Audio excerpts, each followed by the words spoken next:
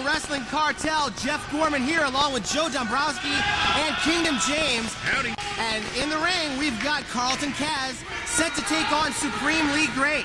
Jeff, it is time for revenge. It is time for vengeance. It is time for revengeance. And it all kicks off right here with Supreme League Great and Carlton Kaz, the battle of the gigantic egos. What are you talking about, rhetoric, boy? Spout the line from the poster again for us. These two getting ready to lock up, but actually, Supreme League Great, very impressive in his opening victory over Alby, Damm. But Supreme League Great came out after Carlton Kaz lost his match to Shark Boy and led him to the back. And what is that all about? Yeah, he was sort of berating Kaz for losing to, well, a fish. And even though Shark Boy is one of the most well-traveled independent wrestlers in the world, if you don't believe me, check out sharkboy.net. There's no shame in losing to Shark Boy, so I don't know what SLG's deal was. Supreme League Great trying to get out of this head scissors, trying to do a headstand as Kaz has him grounded, and a good counter floating over into the crossface. Supreme League Great showing excellent technical skills. We discussed last time about him graduating from the Wild Samoan Pro Wrestling Training Academy in record time with such tough trainers like Alpha the Wild Samoan and Salvatore Bellomo. You know he's one of the toughest individuals in the locker room.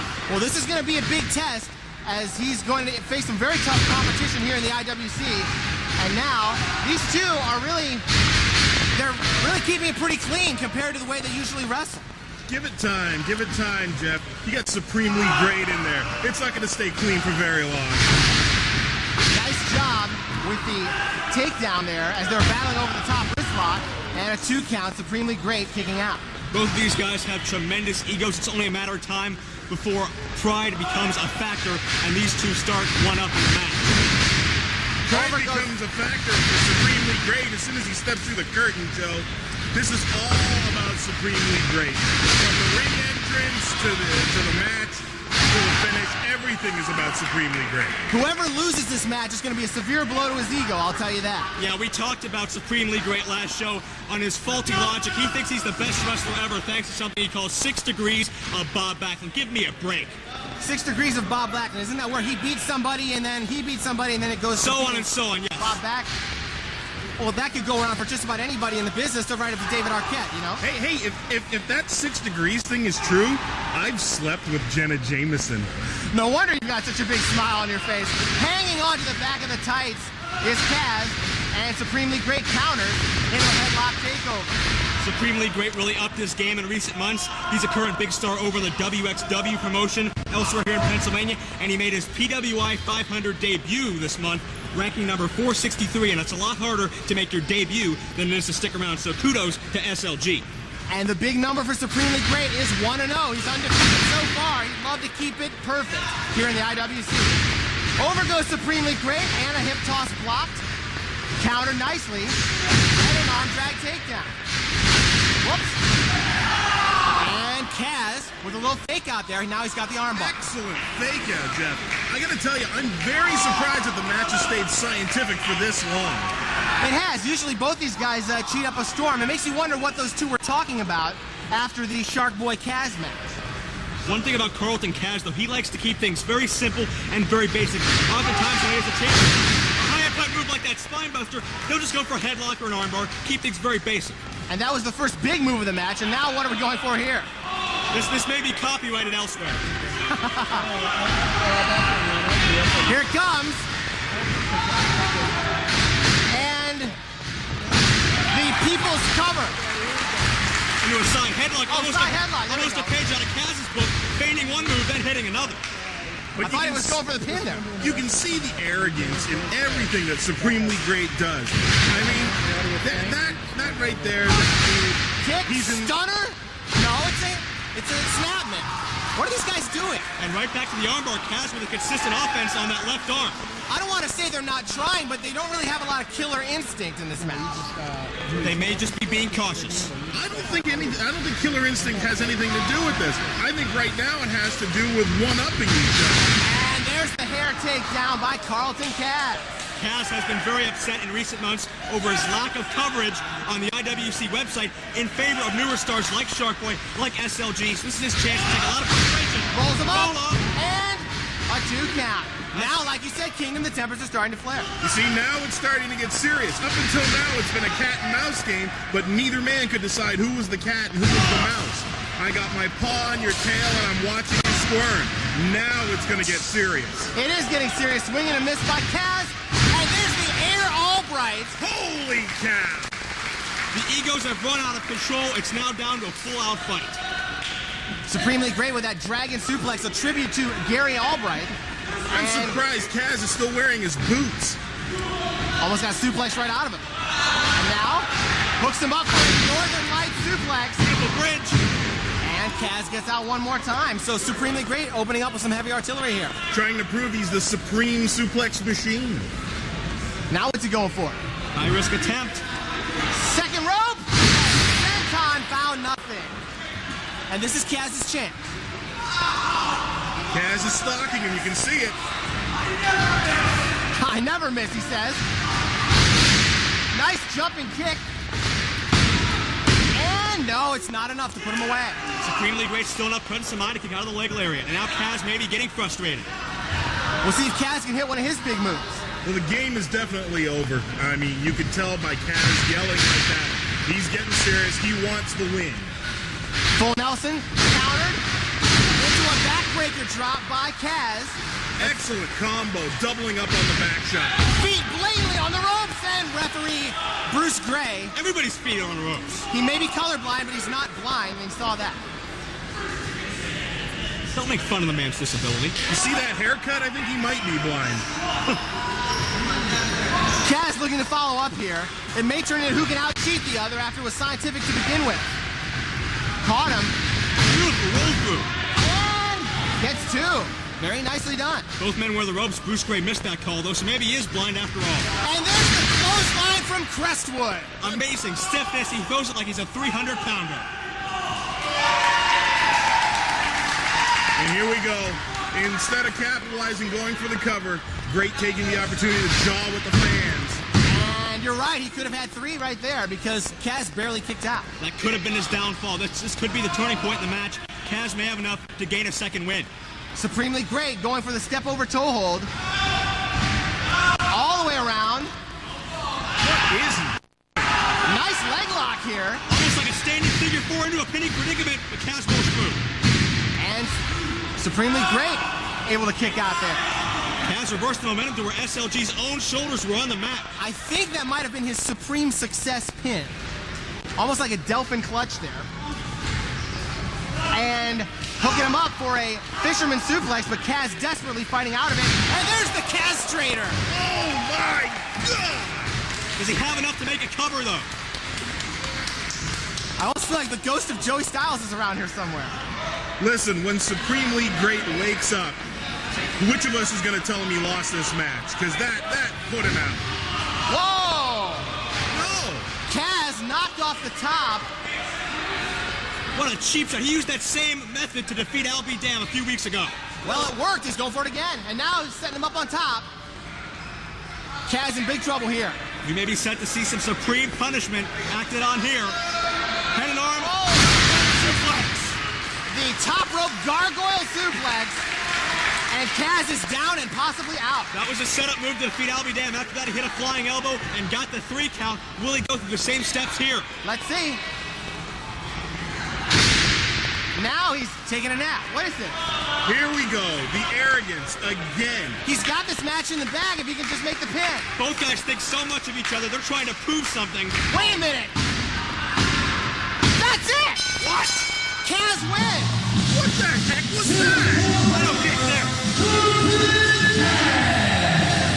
He just Supremely Great just gave away the match. He gave away his perfect record. What's going on here? I haven't seen anything like that since Eddie Gilbert helped Steve Williams on top of him. With an ego like SLG's, why would he forego a win for Carlton Kaz? I do not know. We need an explanation here. Kaz is a great athlete. He deserves a win, but not like this. This is a little questionable, in my opinion. Wait, he's calling for the mic. Maybe we're going to get an explanation for what has to be the stupidest move of the year.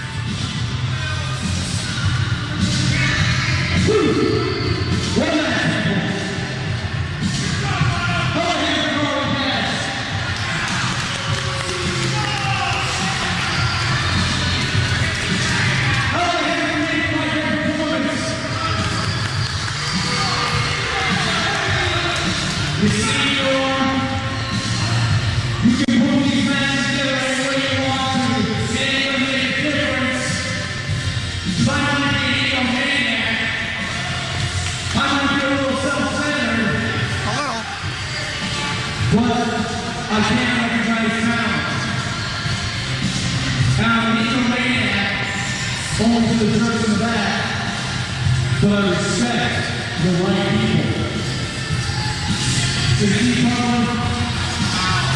I'm gonna ask you one more time. I'm gonna take you right my way. Get them on the back. We're gonna eat together. We're gonna train together. We're gonna sleep. Whoops. You and me, brother. I'll take you right at the top. Just come around this way. You know what's really great? Mr. Foreman, I'm 463 this year, people. Thank you. You know what? Last time you were going to send out some short play. Okay? You know what? No, I'm a very little guy at the back. So you know what? I'll let this one off. Okay, police, let's go together everything. What? Let's see where this goes from now. Wait a minute. Aw, how sweet. Oh, get a room. They're bound together by a common interest. They both love each other. Aw, and for the ref too. So Supremely Great giving away the victory to Carlton Cass, trying to convince him to become his new tag team partner.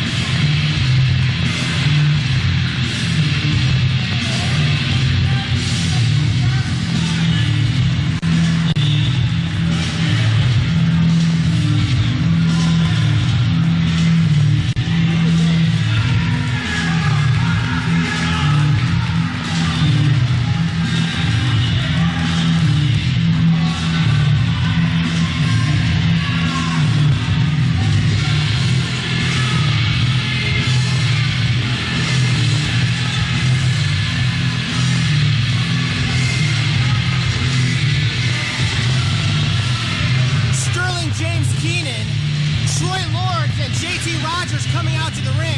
I think they have a lot of explaining to do after what happened to Eric Ecstasy. JT Rodgers turning his back on his best friend of 12 years. We need some answers, damn it.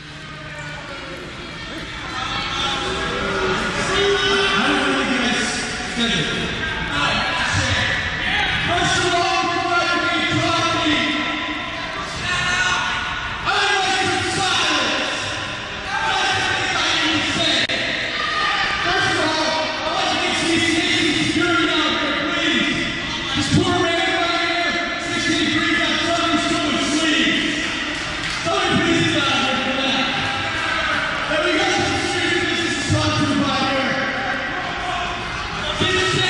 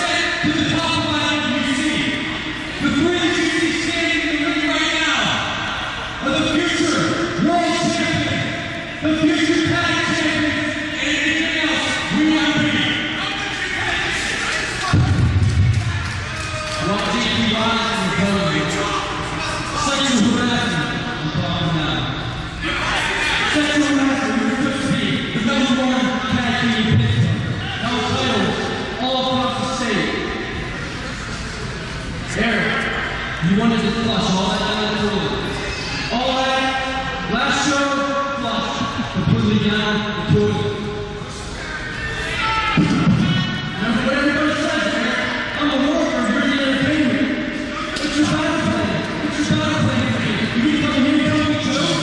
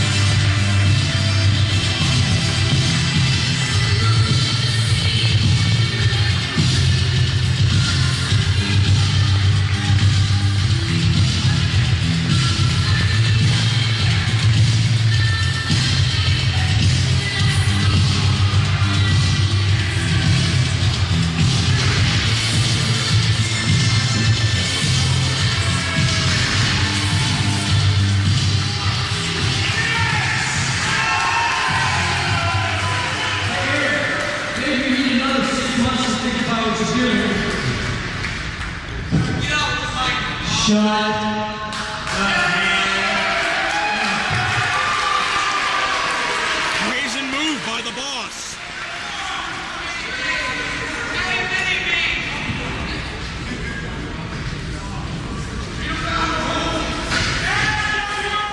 First of all, you crossed the line when you slapped me across the face the last show.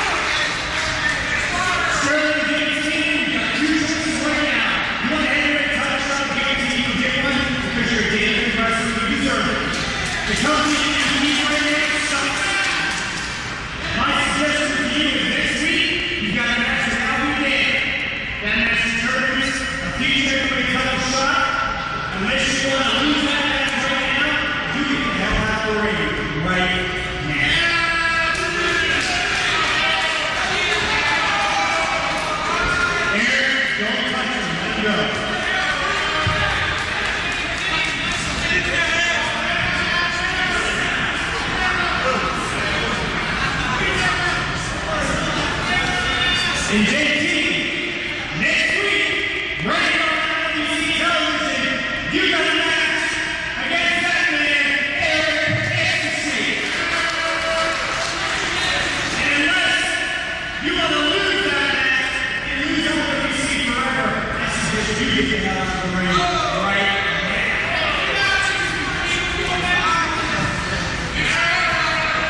Go. Let him go.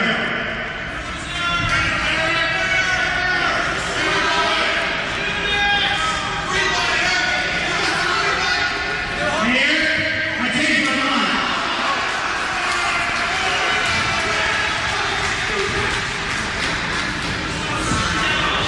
Which leads me to you, Tiny Ball Troy Lawrence.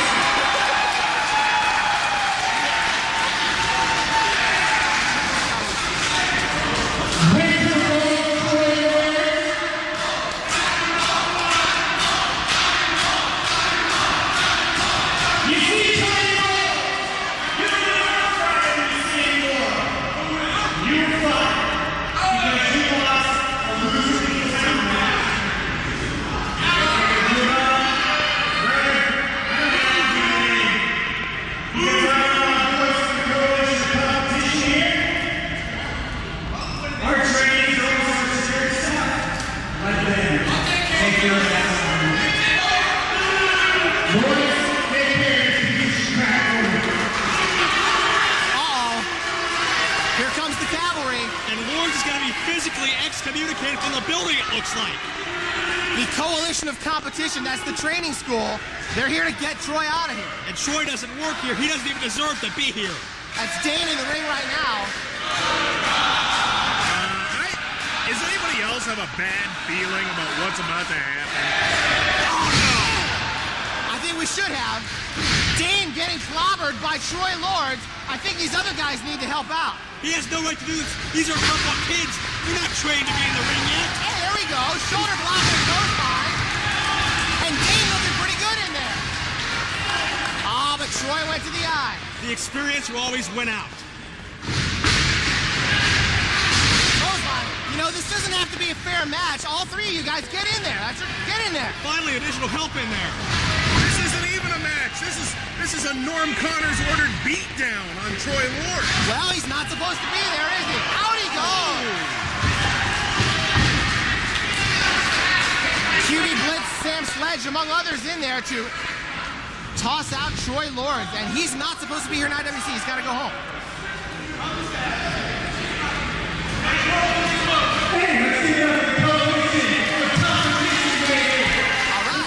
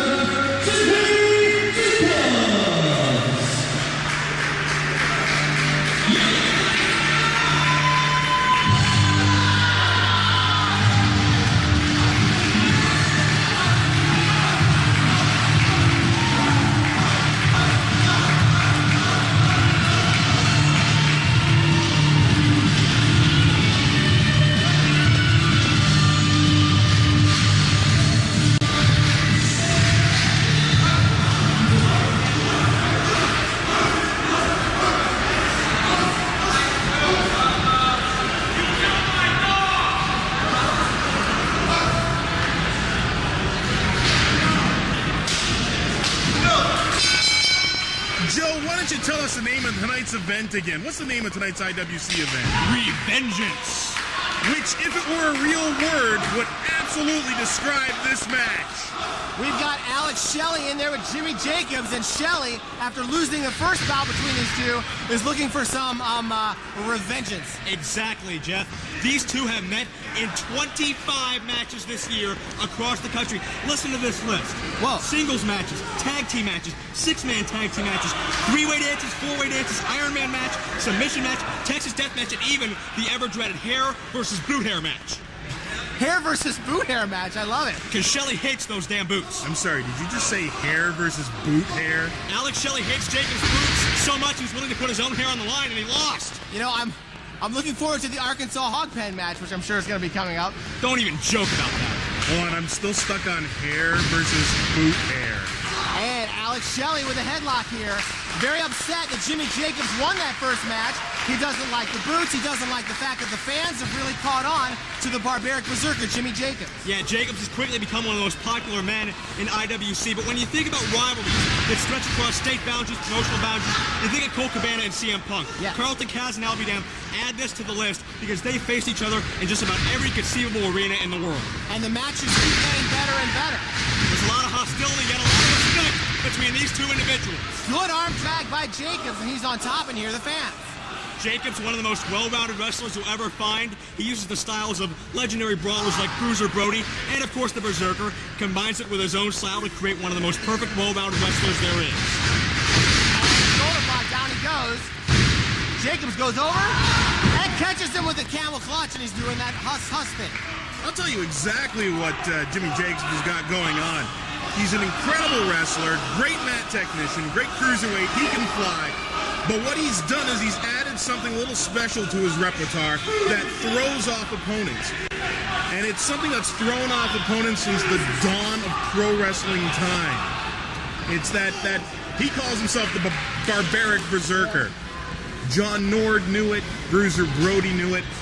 Alex Shelley might know who Jimmy Jacobs is, but when he starts acting the fool, he's got to be afraid of him. You saw Jacobs go for that camel clutch a moment ago. That's how he beat Shelley last time. He may have been jumping the gun a little too early in this match. But he got into Shelley's head, as now he's got it's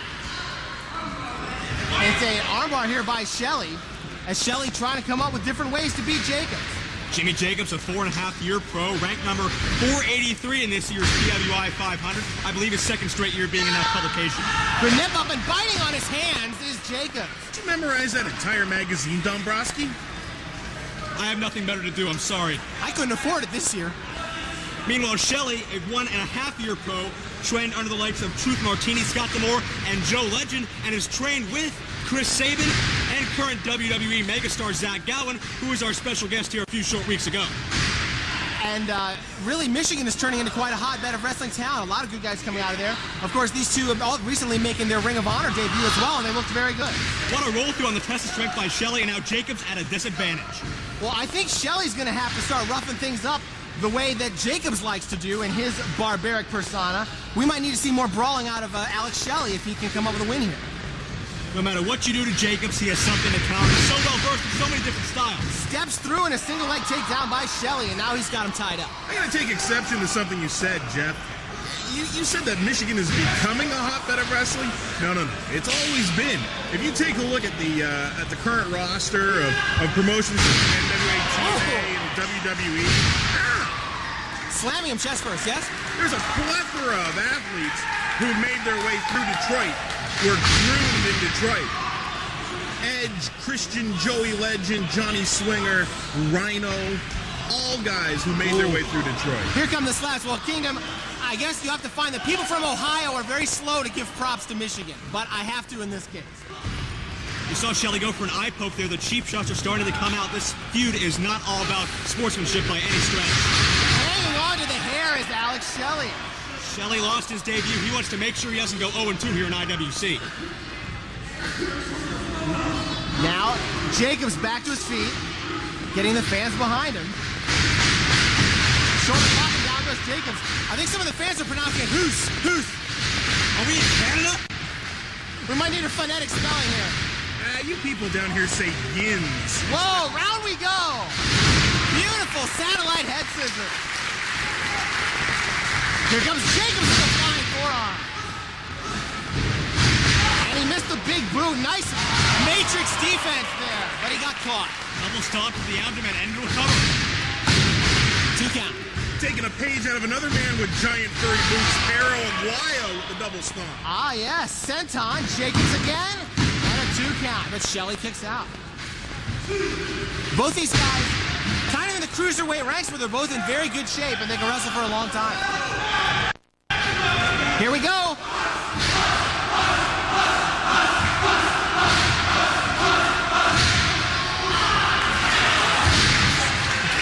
I think the translation was 1, 2, 3, 4, etc. 9 hustles and a bite to the head.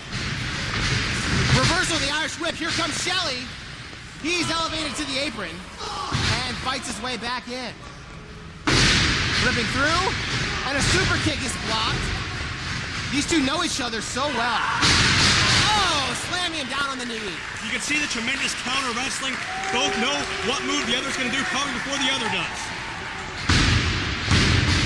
And after a while, they start doing these moves really by instinct without thinking. You see, the more you wrestle an opponent, the better the matches become.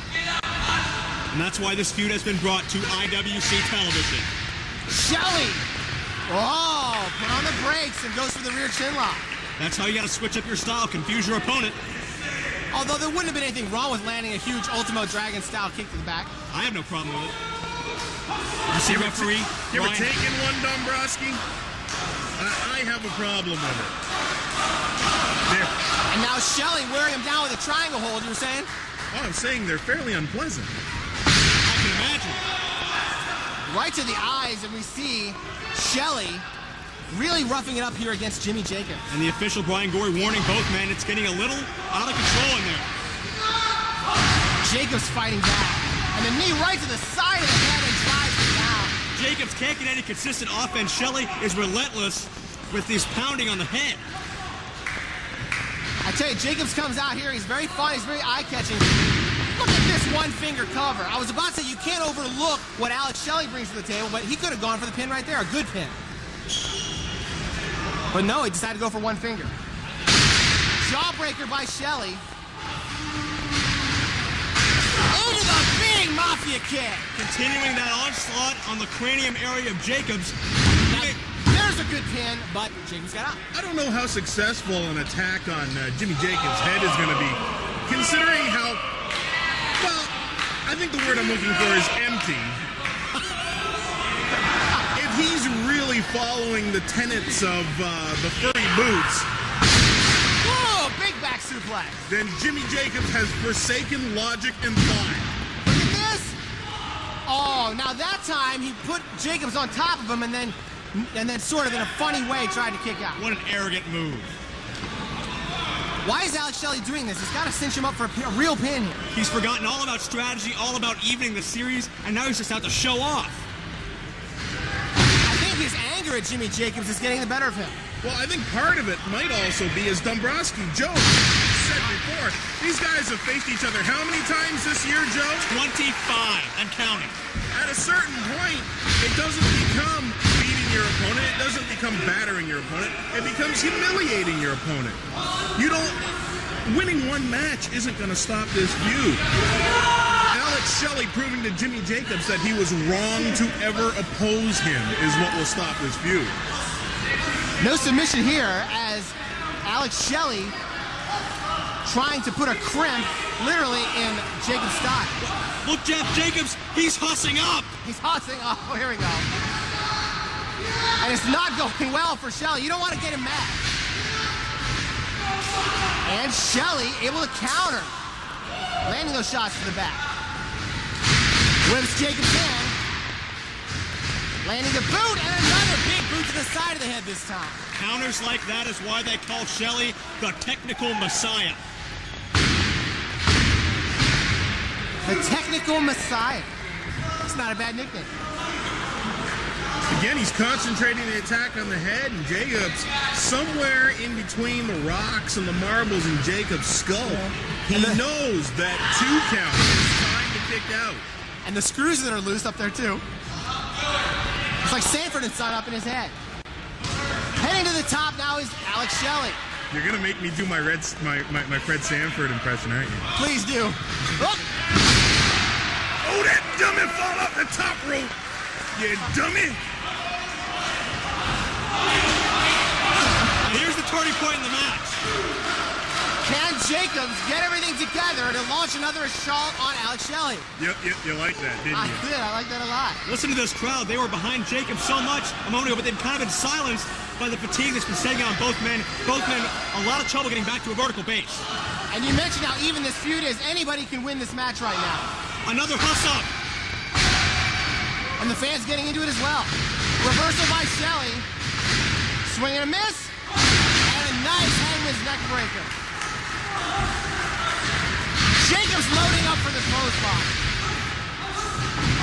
And out of the back of the head. Shelley's been rocked here. Put on the brakes on number 3. Right onto his head with that Snapmare takeover. And 2. I think that might have been a variation of his finisher, the shell shock, but Jacobs still able to kick out. And Shelley, that worked very well. He might try to go for it one more time if he could. Into the corner with the Irish whip. Who's caught who here? It looks like Jacobs has caught Shelley and punches him down. And drills him with the unprettier. And that's gonna be no 2. Oh, I thought that was 3. Very close. Reverse pedigree by Jacobs, but Shelley still enough instant to get out. He's going for the contra code. But Shelley counters. No. Missed the big boot. Huge super kick by Alex Shelley. Now looking for a pump handle here. Oh! Oh my Lord! Very nice. Right onto his knee. That's gotta be it. It's not it. Just when you think one of these guys are down and out, they get a second, third, fourth, fifth win, and the match is still not over. I don't know if you guys noticed it, but Jimmy Jacobs was shaking out his left hand there, making a fist again and again. I think that might have stung him in the neck. I think he may have lost feeling in his left arm. That'll make it a lot easier for Shelley. Let's see if he can, if he noticed it, see if he can capitalize on it. As Jacobs elbowing out with his right elbow. Ties him up. Russian leg sweep. With a little cobra clutch on it for a twist. And now he's going up. I can't believe these two are still in this match after all the punishment they've dished out nonstop. It's been a very fast-paced match. What can Jacobs possibly hit now? Oh! Went for the senton, but landed right on the knees. A good defensive move by Alex Shelley. Can Shelley capitalize? Danger German suplex. I think this is a big turning point for Shelley. He's attacking the back now instead of the head. The head has been doing nothing to help him. The leg, but still Jacobs kicks out. That was one of the best covers you could hope for, and if Jacobs still has enough to get out, I don't know if anything could beat this guy. And now Shelley extremely frustrated. He might have to do something rather drastic. Tornado DDT! But he's up! And caught him with the boot! How did he do that? And he got three! Maybe his head's numb after so much punishment his thing was throwing out.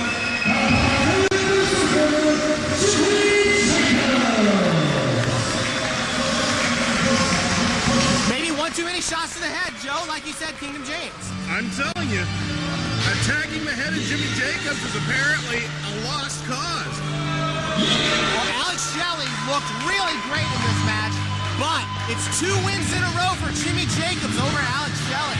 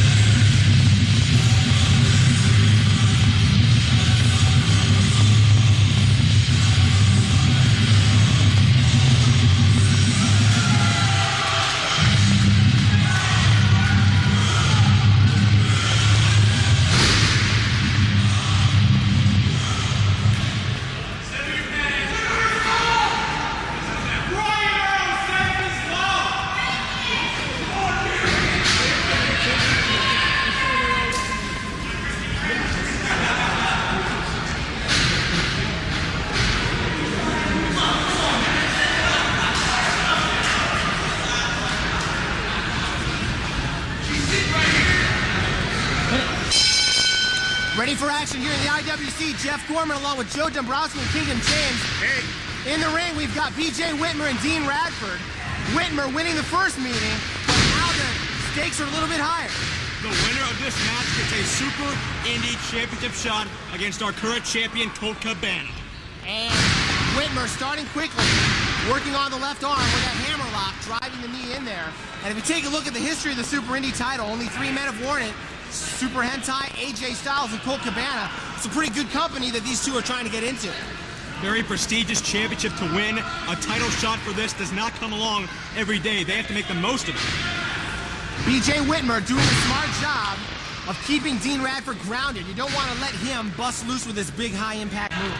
BJ Whitmer continues to excel his career. Guess what, Kingdom? He was in the PWI 500 at number 218. Was he? 218? Tell us about it, Joe. I just did. I'm making fun of you, Joe. I know. This is great. I saved $9.95. I can just listen to Joe tell me who all was ranked anywhere. $9.95? That thing's like $15 in Toronto. Oh, it's different But money. that's like $4.50 here in the States. As they get ready for a test of strength here. This may be a mistake from Maybe Dean not. Radford. He's used to being the powerful aggressor in his matches, but BJ is just as big as he is. He may not know what he's getting himself into. Hey, Joe, guess what? Dean Radford came in 501 this year. He did not. I bet everybody who didn't make it says they came in 501. Actually, I tell people I came in 754. As Whitmer getting back to his feet here. Been pretty scientific early on here. Both these two trying to learn some lessons from their previous meeting, which, as I mentioned, was won by BJ Whitmer. Dean Radford keeping things at a slow pace, which is good. He's lost a lot of weight. He's gotten himself in a lot better condition, but he hasn't lost his power attributes, just gained speed, agility, endurance, and whatnot, and that'll help him in this match. Especially the whatnot, as and Whitmer with a nice 5 and scary takeover. BJ Whitmer has impressed many in IWC here in the past. He was here back in November. He defeated Shirley Doe, gave then Super Indy champion Super Hentai run for his money, and also competed in the prestigious Super Indy 2. And BJ Whitmer trying to maybe compete here a little more often, as we see, and winning the Super Indy Championship. That'd be a great way for Whitmer to make a name for himself even more and face a variety of competition from around the country, if not the world. Well, he has all the credentials. If you look up and down his resume, trained by Les Thatcher, tutored by Harley Race. He's been to Japan on numerous occasions. BJ Whitmer is he's no slouch. He's not just a physique. He is an incredible technical wrestler. That's a pretty good resume for any wrestler being trained by those guys. And we see Whitmer, just in the infancy of his career, has done a lot with it. Now it's Radford getting taken down, and floating over into a chancery is BJ Whitmer. Whitmer really made a name for himself last year when he won the Ted Petty Invitational Tournament, ousting so many other great Super Indy competitors, so you know he can go as long as it takes to defeat any given opponent. And Whitmer also got a title shot in Ring of Honor recently as well. So the future's looking bright for Whitmer, but you know, Dean Radford could change everything right now with a victory. And Whitmer has also competed on the NWA syndicated show Explosion, so he's everywhere these days. He sure is. Well, so far Whitmer's been able to keep Radford at bay, but now Radford's ready to rough it up a little bit. More of a Radford-style match. He is a brawler. He's not used to mat wrestling. He will play to his strengths, and that's how he could get the win. Well, they didn't do a lot of mat wrestling in the lower streets of D-Town, where he comes from. Knee in the corner by BJ Whitmer sends him across to the Irish rib and catches him with a forearm to the face. You know, Radford had such an impressive string of dominant victories over the months. His loss to Whitmer as we have a cover near fall. Suplex and 2. The loss to Whitmer may have rattled him a little bit, and he may be shaky in the confidence level.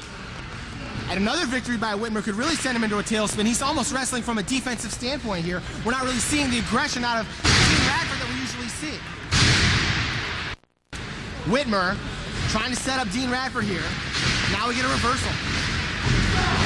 Kick by Whitmer. And drops him with a falling arm breaker. Radford might have been going for that spine buster, but he ducked too soon, advertised it too much, and Whitmer was able to counter. And out he goes with a leverage move to the floor. Smart move by Radford, giving himself a chance to get some feeling back in that left arm. This is a hardwood basketball floor that Whitmer just landed on. Look out! Is he gonna go to the air? No way. No, he's not. It's just a big tease. Radford would better himself, be slows the pace down, takes it to a more brawling style like he is now. Out to the floor. This is where Dean Radford wants to be. Rough him up. Chris Kalikapela, the referee's got to get him back in the ring. This is where Dean excels. He'll keep him out there as long as he legally can. Actually, I'm surprised this match didn't go to the floor a little sooner. But now he's back in. And he gets a 2 count. Notice the hook of the leg. No arrogance, no cockiness from Radford. He knows what's on the line. Well, he's smart enough to know he can't get the pin on the floor, and he's smart enough to know that putting a hand on BJ Whitmer isn't going to get him a 3 count. He's got to tie him up. Good European uppercut as we see some more good brawling by Dean Radford. Sends him in. And there's the spine buster you were talking about, Joe.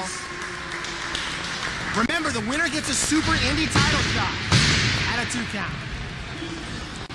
Radford has so much to gain from this match. To avenge the loss, even the series, make a name for himself, move up the ladder, get the title shot. The most important match he's had by far. Big slam, and Dean Radford setting up here. Second turnbuckle on the inside. And a big leg drop. Another Radford special. But Whitmer kicks out. Now Radford's really kicking his offense into gear. He's got Whitmer right where he wants him in a prone position on the ground. Whitmer can't counter power for power like he's used to. Rear chin lock, and Radford just had a big smile on his face. He feels like he's got Whitmer where he wants him. He can't get too overconfident or else Whitmer will rebound and win. Whitmer's got to have a lot of stamina as he won. You mentioned that Ted Petty Invitational Tournament, going through all those rounds. Whitmer trying to get out of trouble here. And Radford goes to the eyes. Not a bad move. Keep your opponent in a prone position by any means necessary. Big power slam by Radford. Does he have him? 2, only 2. Radford getting closer and closer to a victory here over BJ Whitmer. He can almost feel that championship matchup, that high-profile contest with classic Colt Cabana. Snapmare takes him over and puts the boots to him. Radford says he's finished. He flies so impressively for his size. Now that he's lost even more weight, what are we going to see here? The big elbow, and oh no, he misses. See, I think Radford's got himself fooled. I think he's going against the essence of his style by climbing to the top rope like that. I've got to disagree there. Dean Radford has a tremendous aerial arsenal for who he is, and he's put away many an opponent with it. Well, I'm just going to agree that you two can disagree. Can I do that? That's very Switzerland of you, Jeff. Thank you very much. Whitmer getting back to his feet, as is Radford. Someone's got to land a big move here to win this match. Forearm to the face by Whitmer. Setting him up. Drops with an elbow. Whitmer looks like he may be tired. Keep in mind, he's used to carrying around smaller stars in the Super Indy division. Not often has he faced someone the size of Dean Radford. That was a great drop kick by Whitmer. He's a pretty tall guy to get up that high himself. And there's a big kick to the back and another one. And now Dean Radford is very unfamiliar with being outpowered. Cover! Only 2. Get him right in the back of that Dean Radford t-shirt where it says, "Prepare to be eradicated." Both men have come so close to a title shot. Blocked by Radford here. Frustration might be setting in. And Radford with a suplex, but no. Whitmer counters, takes him down. And it was a little too close to the ropes to roll him up the way he wanted to. Yeah, plus I think Radford may have too much weight, not enough momentum for Whitmer. And again, trying to soften him up with a forearm. A lot of Whitmer's offense is probably eliminated here because Radford's such a bigger guy. He's got to use these clubbing blows to soften up Dean. Now, Whitmer, when he was in Japan, he was with Noah, right? Is that the group he was with? Yes, he was. We're seeing that style. He is just unloading. Late in the match, letting loose with shots like this. That's Noah's style, and now Radford responding in kind. This has turned into a slugfest. This could get dangerous, and they're back on the floor. Radford style here. Both these two trying to get this match to go their way and secure a victory in the Super Indy title shot. There's a lot of steel, a lot of hard wood around these two right now. It could get very, very dangerous. And again, Whitmer softening up Radford, sends him right back in the ring. I think Whitmer might be determined to prove that he's at least as heavy a hitter as Radford is. Sunset flip. Can he carry all the weight over? No. Hooks the legs nicely, 2 and 3. But he has the rope. Yes, Dean Radford wins it. He's going to get a Super Indy title He shot. took him a bit of a shortcut, but you got to say it's worth it. The Super Indy title doesn't come to many often. Dean Radford, that's got to be the biggest win of his career, guys. No doubt. Like the old axiom says, win if you can, lose if you must, but always cheat. That's right. Colt Cabana is not here in the building, but he better get a tape of this match. And he's got to check out this match to see, because Radford is his next opponent. He's got his confidence back. He's got his win streak back. I don't know if anything can stop Dean Radford at this point.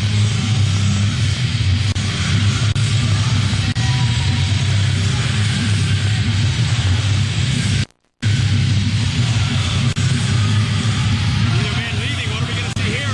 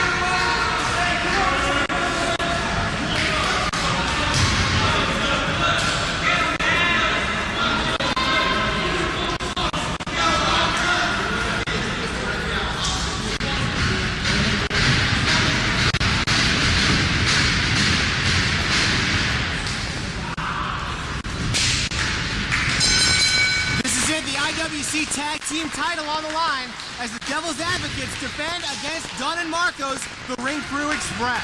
We start the match off with a little handshake there, uncharacteristic of Spectre. And I guess we can't really call him the Ghost anymore either, now that he doesn't have his mask. That's right, and the real question we have to ask here is the Ascension and the Devil's Advocate. There was a little pushing and shoving, a little bit of a hard tag during their match a few weeks ago versus M-Dog 20 and Josh Prohibition. I know you didn't see it because you never come to work, but that's what happened, and you gotta wonder if they're a cohesive unit. Nice counter there. I'm trying to rapidly think up excuses here. I'm a new daddy, for goodness sake. I've got diapers to change. Maybe you could borrow some bandanas from Dunn and Marcos. What is up with that? Well, I don't think the 80s ever ended for these guys. I haven't seen that many bandanas in one place since the last time I went to see Crocus in concert. Crocus. Marcos flip backwards, goes for the hip toss, but Spectre blocks it. And now rides him down nicely. And gets the 2 count. Dunn and Marcos are a little delusional. They may not be sure what decade they're in. One thing's for sure, they're tremendous ring tacticians. They've got a lot of talent. They've taken their lumps in Ring of Honor, but slowly they're really starting to ascend the ranks there. They put on a big show right here in this building in Pittsburgh in that scramble match. And that's why they're getting a tag team championship match. Despite the dissension, Devil and Glenn were able to come together enough to defeat M-Dog 20 and Josh Prohibition, one of the most well-traveled, successful tag teams there is today.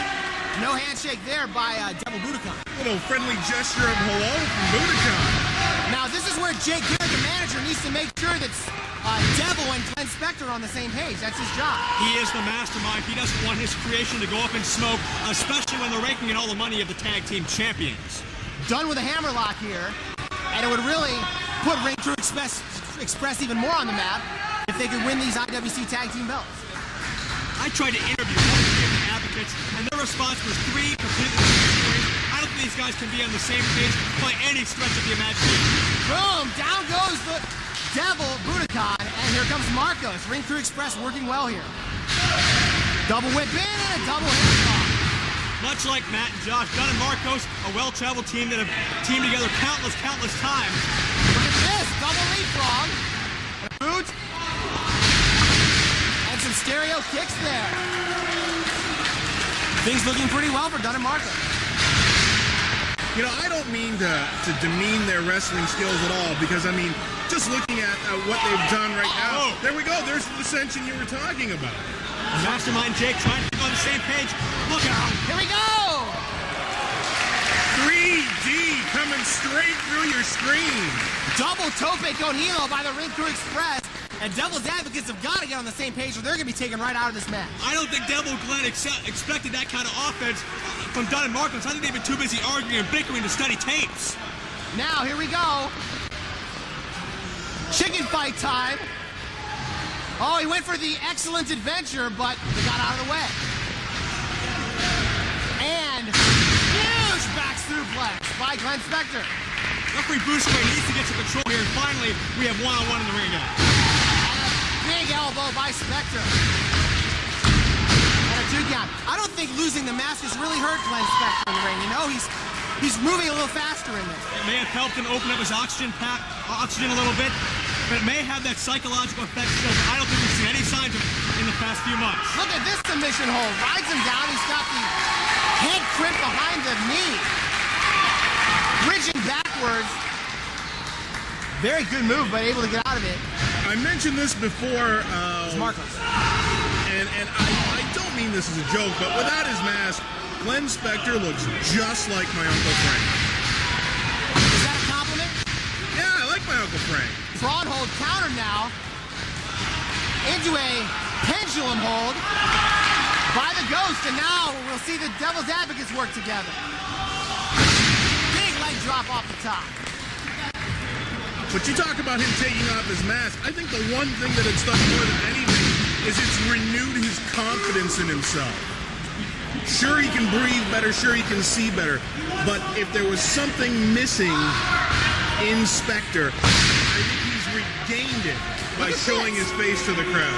Look at this tag. These two don't like each other. As Devil comes in with a Hayashi special. Also known as a slingshot elbow. Slingshot elbow. Oh, yeah. Okay, very good.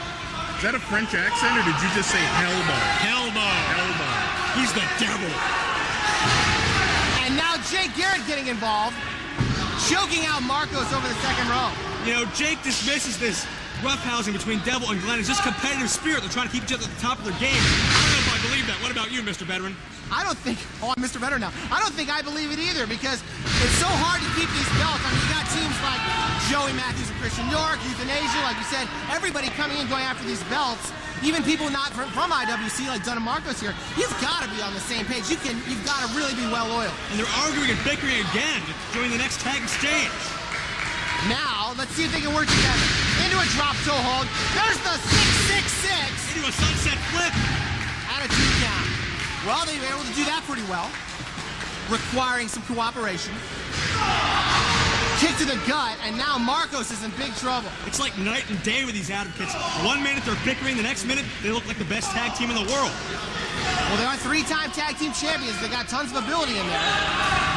Sends Marcos in, and out goes out the back. Good-looking enziguri by Marco. Turning point in the match, time for Marcos to tag in Dunn, and he's well on his way to doing so.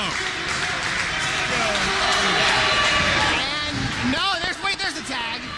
Referee Bruce Gray didn't see it.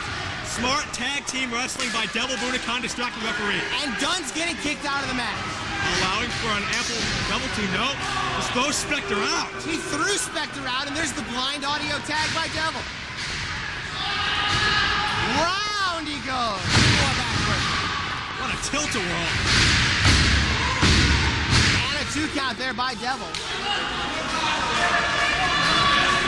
Good fighting spirit shown by the Ring Crew Express, but they got to get back on offense here. It's smart, traditional tag team wrestling. Take one member of the team and isolate him from his partner, and they're doing that to perfection right now. Double arm backbreaker. And Marcos gets the 2 count. You know, that's kind of a lost art in tag team wrestling. People aren't really cutting off the ring the way they used to, but this is good by Devil's Advocate. That's what makes him the champs. Marcos gets nailed between the eyes. Now biting him through his mask, I think. Whips him in. Dunn unable to make a tag. What a counter. And what's Marcos going for here? Can he get it? Oh, yeah, you get the swinging neck breaker. Double arm swinging neck breaker. I don't think I've ever seen that before. Dunn and Marcos, not only entertaining, innovative as well. Bought him some time, and we'll see if he can make the tag to Dunn. He doesn't know where he is. Finally, he's found his corner. Fans cheering for Dunn and Marcos. Can he make a tag? Spectre tag. Here we go. No. Put on the... Marcos missed the enziguri. There we go. Spectre flipped him right into the tag. What a calculated mistake. And Dunn going nuts in there. Dunn gets a hold of Glenn Spectre. Just like that, Advocates in a defensive mode. Backdrop, and out goes the Devil. Oh. Jake Garrett not happy. Things aren't going well for his team right now. Countered by Dunn into an inverted DDT. He's not going for cover there. He's going upstairs. This may be a mistake. Dunn heading up. Big air on that one. And he gets only 2. Rake of the eye, smart by Devil Bhudakahn. Devil's getting ready here. That was a beautiful elbow off the top by Dunn. And now, Glenn Spectre sends him in. Spine buster. And now hooks him up.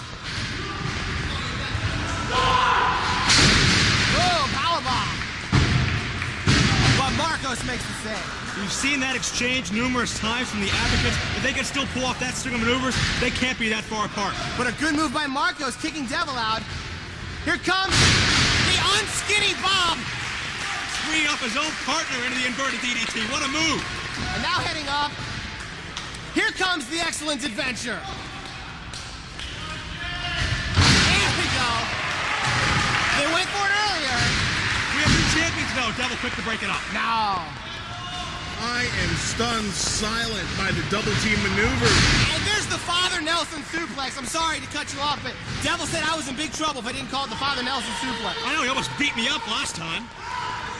Marcos drilling Devil from high. And again, Devil dumped to the floor. This match has turned into total chaos. Both teams going after the IWC Tag Team title. And Garrett's involved too. Garrett waiting for his spot. Look at this. Spectre's got a gory special. Drop. The final flash. And that is going to be...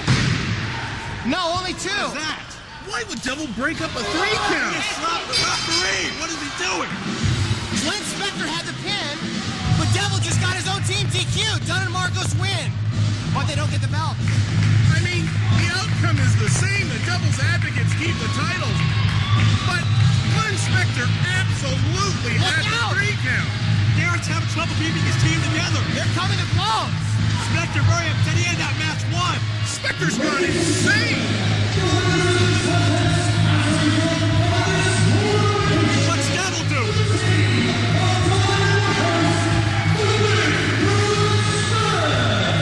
Now Devil's got both the belts. Looking at the camera with Gold Championship. Spectre deserves one of those belts. He's had so much improvement, so much hard work over the months. I know he's getting short, he just goes down his half of the belt. What disrespect. And Jay Garrett's got to work overtime to keep these two together.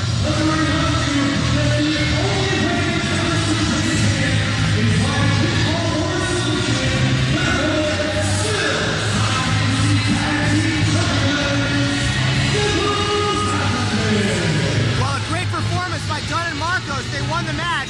Devil's Advocates still have the belts, but for how long if they can't get along?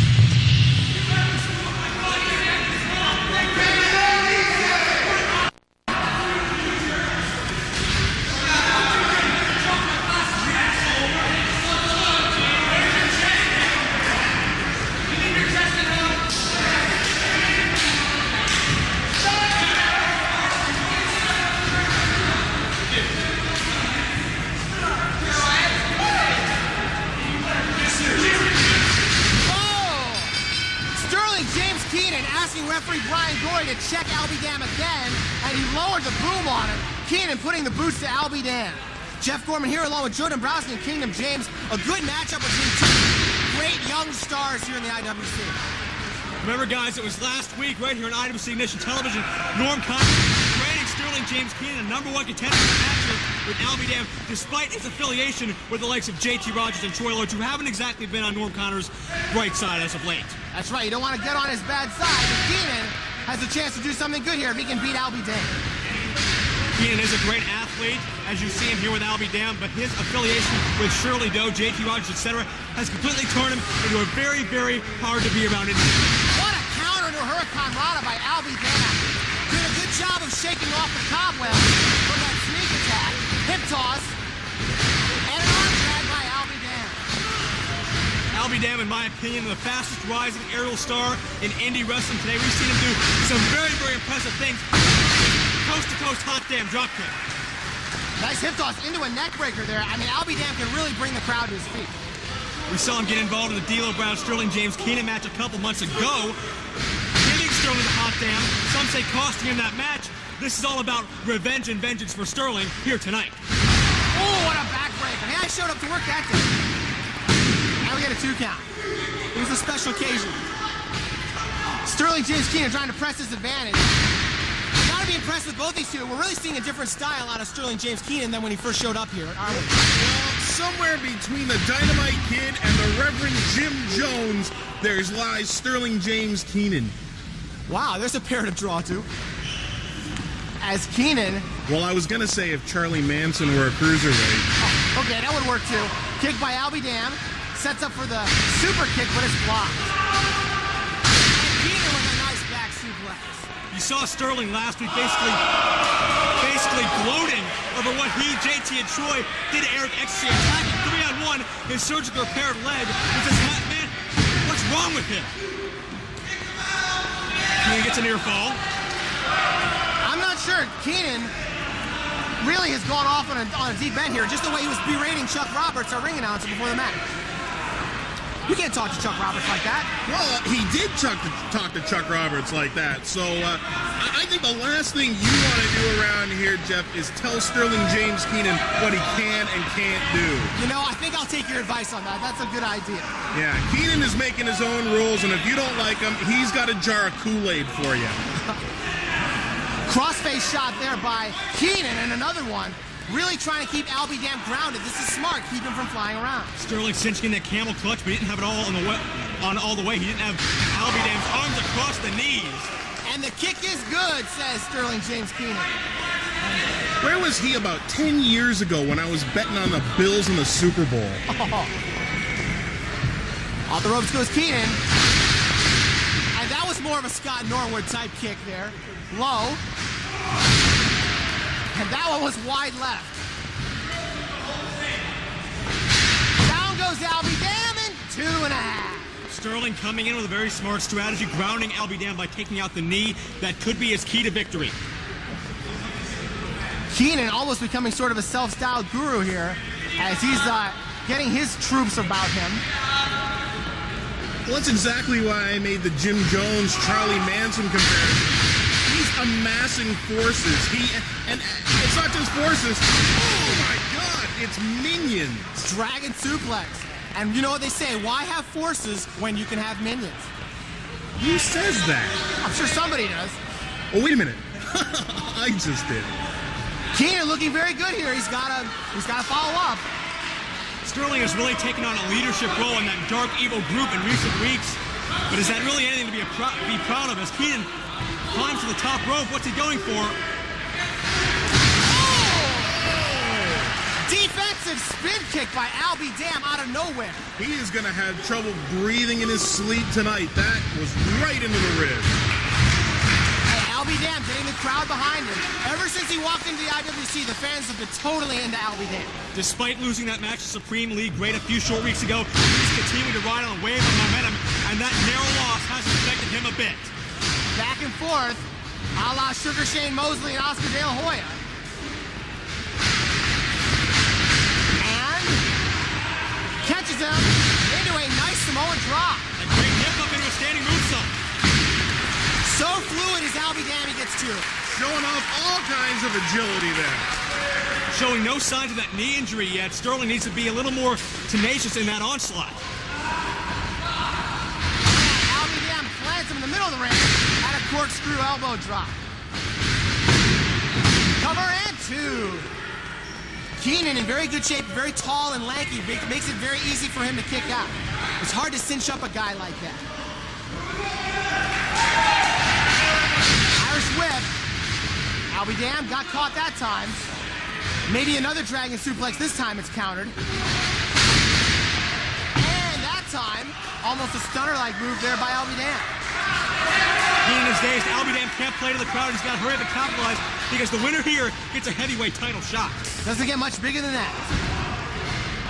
And ties him up in the Tree of Woe. Tree of Woe, yes indeed, Gorman. This is a setup. He's going for the hot Damm. That's right. When he goes across the ring, he likes to call it coast to No, coast. there's no way he can do this. Most visually amazing move I've ever seen. Wait a minute. JT Rodgers! Oh my God! Tosses him to the floor. He hit that hardwood floor. He had no way of breaking his fall. And the referee is oblivious. What a kick to the head. Rodgers out of nowhere. And that's what we were talking about. He's one of Sterling James Keenan's minions. Sterling has his minions tight-knit. They're everywhere he wants them to be, including ringside right now. Lord Connors can't be happy about this. Not at all, and the referee did not see any of this. He's gonna steal it. He's gonna steal it. No! Alby Damm amazingly able to kick out. I don't know how he did it. I thought he was a dead duck. He took about a 10-foot fall from the top of the hardwood floor, but he's still in this match. JT Rodgers really saved Keenan. And now, Brian Goring getting shoved around cover 1, 2, no. Well, Alby Damm apparently has a new tag team partner, referee Brian Gory. Hooking him up. And there's the MK Ultra. He's got him. And that's it.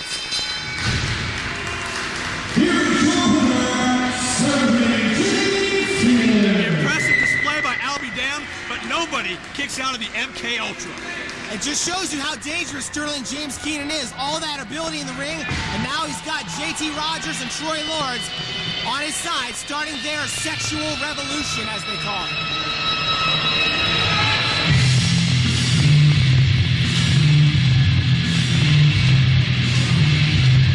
What's this? Verbally berating ABD. The match is over. He's out of it. Performing last rites over him.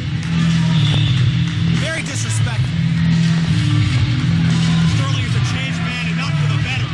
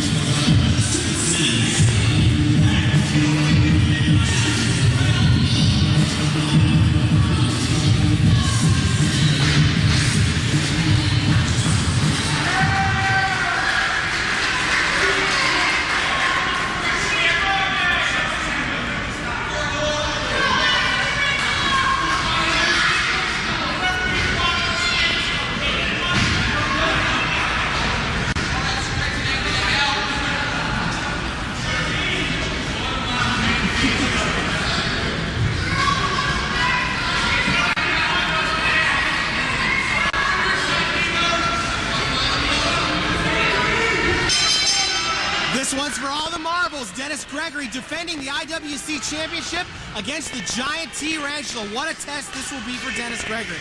And it's all about revenge, the theme of the night for Dennis Gregory. Attack last show a few weeks ago. 2 hellacious choke slams from Rantula in the ring, which is what brought it across this match. See if Dennis Gregory can get some of that revengeance and retain the title.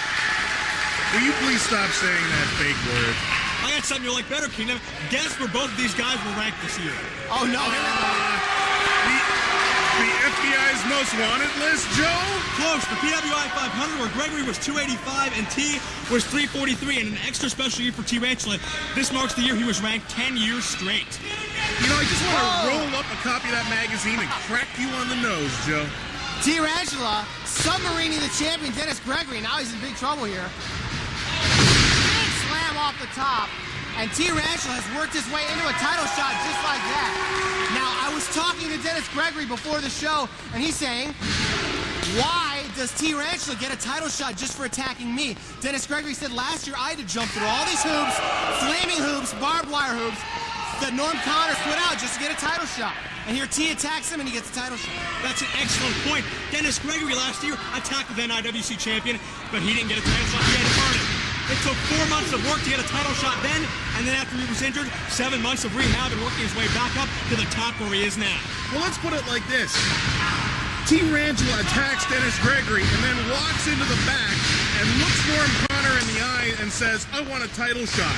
Does Norm Connor say no? No, he does not. Look at that. Riding bomb, and he gets 2.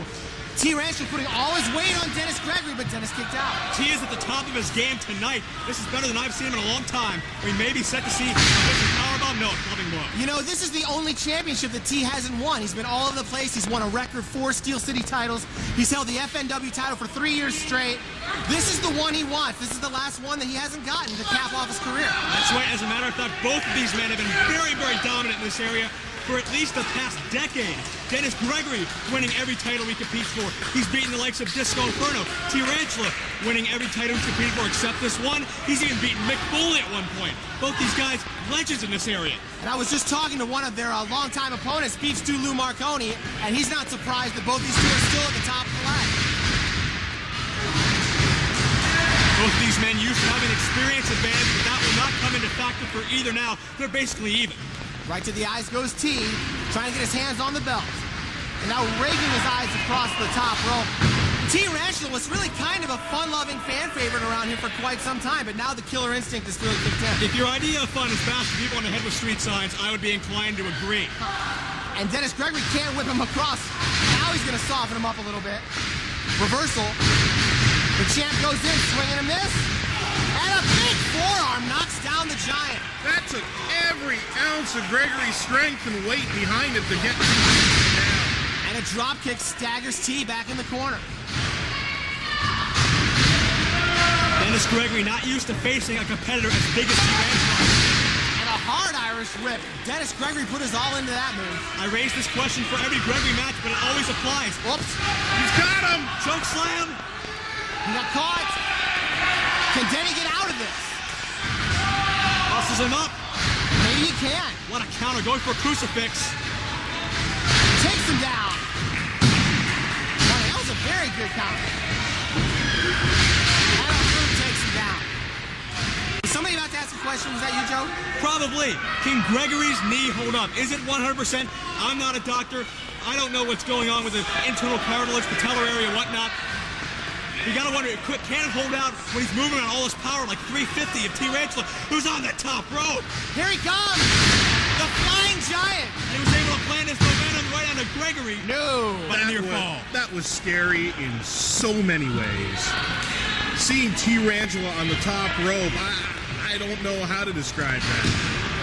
And I didn't get a good view of that. Did he actually pick Dennis Gregory up that time?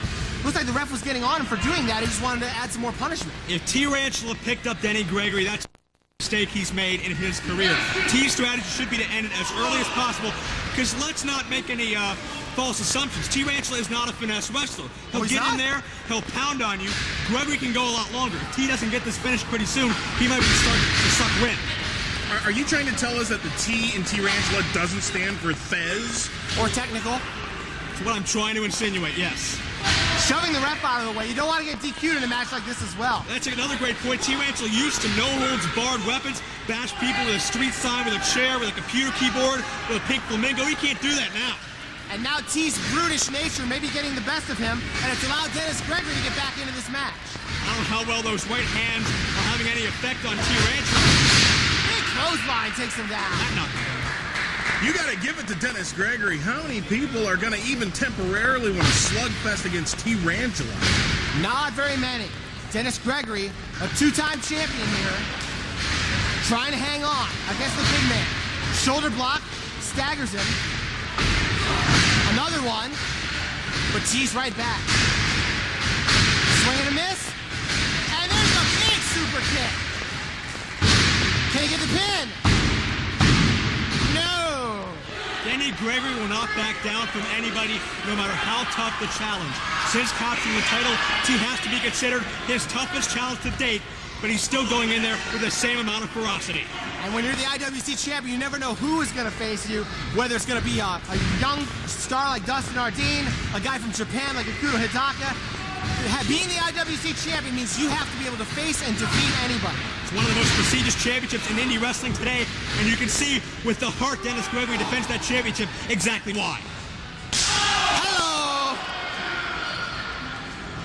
Rantula lighting up the champion here. Reversal. And here comes Dennis Gregory. Nobody home. Roll up by T.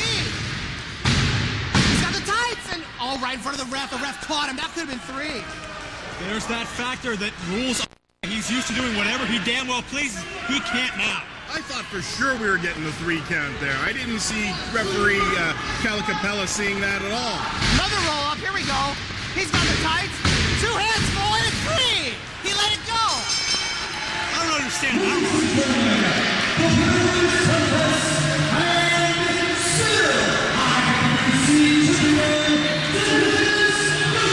This can't be good. The what? Look out! T let his temper flare in that match, started arguing with the referee, and that was his downfall. You know, the referee caught Rantula cheating. He got so upset that he allowed Dennis Gregory to cheat, and he wins the match and retains the title. That's not objective officiating. I think Calicapella might be on the Dennis Gregory payroll.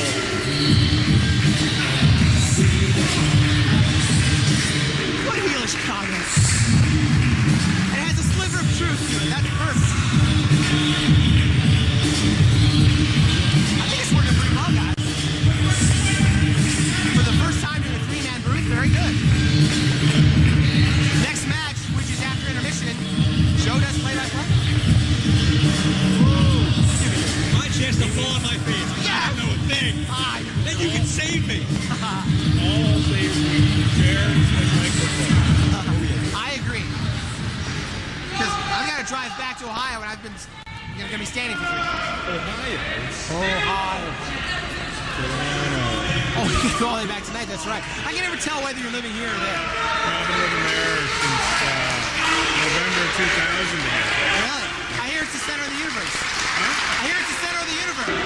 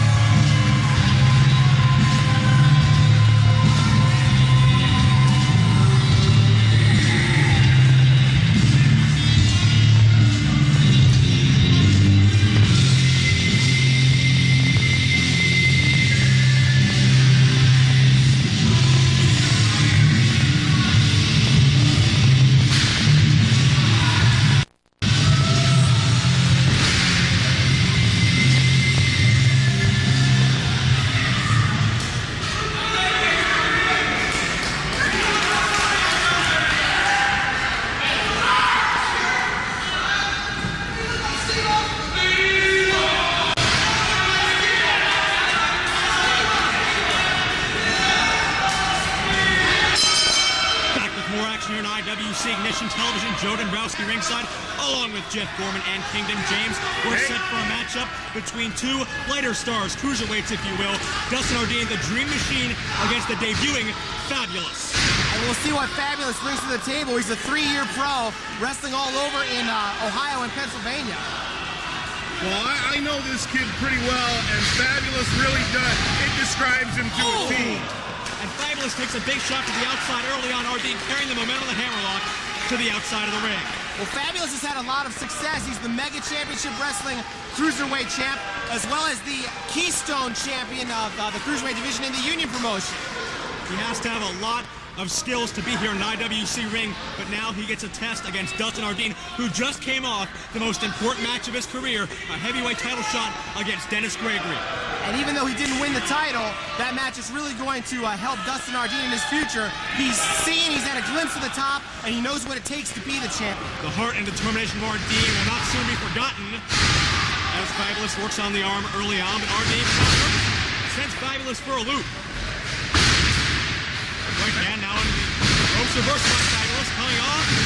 Shoulder tackle, the bigger, bulkier Ardine wins in that one. Jumping elbow, and Fabulous is hurting early on. Very nice move there by Dustin Ardine, getting the drop on Fabulous there as... Off the Irish whip and the body drop. Ardine wrestling a very smart match. He's coming to the end of his rookie year. He's a homegrown talent here in IWC. He's really looking good. Fabulous able to reverse. He's had a lot of punishment put on his back already in this match. The pile driver won't help things either. That could be it right there. Ardine is definitely getting the better of Fabulous here. Got control of the match early on verbally with the Steve O insult. Fabulous does look like Steve O from MTV's Jackass program, and that kind of comparison really gets to him. Off the high angle, belly to back suplex, Ardine with a near fall. Ardine has been to the top of the mountain. He's challenged Dennis Gregory and failed. I think this has motivated him even further. You can see he has a newfound life in this match. Fabulous took his eye off the ball there, and he paid for it. Drop. Fabulous puts on the brakes, able to keep a sense of balance. And the dreaded eye poke. He's gonna fly, springboard into the... Fabulous can fly. You're seeing just a taste of it. And we've seen how much punishment he can take as well and come back, but barely gets to Ardine. Nowhere near out of it yet. Fabulous needs to not get frustrated, not let the fans get on him with these Steve-O chants, because we've seen a very quick glimpse of what Fabulous can do in the ring. Now more of a brawling aspect. It's now focusing on the knee. And to the elbow and a second time. Well, Fabulous's reputation is really starting to build. He's been wrestling even as far as Rochester and Buffalo, and now making his Pittsburgh debut. But really, Ardine has the home field advantage. You see that Ardine he's not wrestling like a rookie anymore. He really seems comfortable. Count of two. And Fabulous is really going to have a bit of an upper, he's going to have to fight uphill here to beat Ardine. It's always a smart strategy to take out a knee or a leg. See, beautiful high angle bridge. Ardine kicks out. It's always smart to take out a knee or a leg. Oftentimes, cruiserweights make a living off of their quickness and agility. Ardine can't do that as well now. We just saw Fabulous with a very good Northern Light suplex, keeping it on the mat, so he can do that as well as fly. What a knife-edge chop. That'll stop your heart. And a second time. We see Fabulous has a mean streak as well. He's showing that. A lot of power behind those chops. Fabulous is really showing us a lot here tonight. Very surprising considering his small 170-poundish frame. Gets a drop kick to the gut. Adding another charge. Up in the abdomen this time. Right in the sternum. What Fabulous has to do is come out here and make a name for himself so he's invited back, like Dustin Ardine's on every show. That's what Fabulous wants. He wants to be a regular. Well, both guys here have something to prove. You mentioned Dustin Ardine losing that heavyweight title match. He has to prove that him getting that match wasn't a fluke. He has to reprove himself in IWC, maintain his position. Fabulous coming in here, his first match, he's trying to get a spot. He's trying to make sure that he comes back, period. Fabulous caught on the top rope, took too much time. And Ardine was playing possum there. That was almost a veteran-like move. Ardine is gaining experience very rapidly. Setting up super off the top rope. With precision. Both men may be spent after this. Turning point in the match, referee Bruce Gray administering the 10 count. Who can get to their feet first? Whoever it is has a decisive advantage. Ardine wrestling one of the smartest matches I've seen him wrestle. And Bruce Grace showing off for the crowd, counting to 10. Ardine battling back to the right hands, now going to the power game. And it seems to be working against the smaller Fabulous. Irish whip, Ardine counters.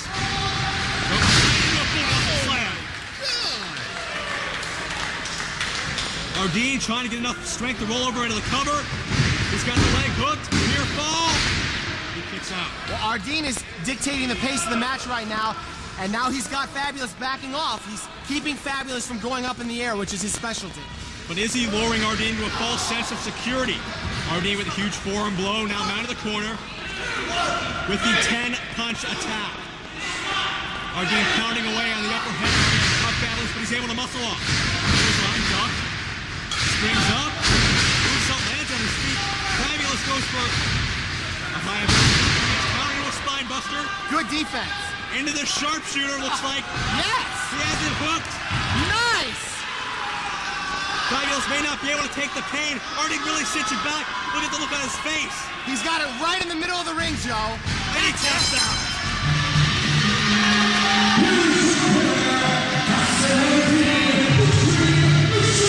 Dustin Ardine able to bounce back off the loss to the champion and show his most impressive performance today against the debut Fabulous. Both these guys showed me a lot. That sharpshooter in the middle of the ring was perfect. Absolutely no shame in this loss for Fabulous. Coming into Ardine's house, losing to an incredible maneuver. That sharpshooter applied as well as I've ever seen it. Cinched up tight, and all of Ardine's weight on the small of Fabulous's back.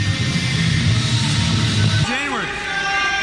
Dude, you're really good. It took me a long time to get any rid of it. I had plenty of practice on taking action figures, body being and impressions and whatnot.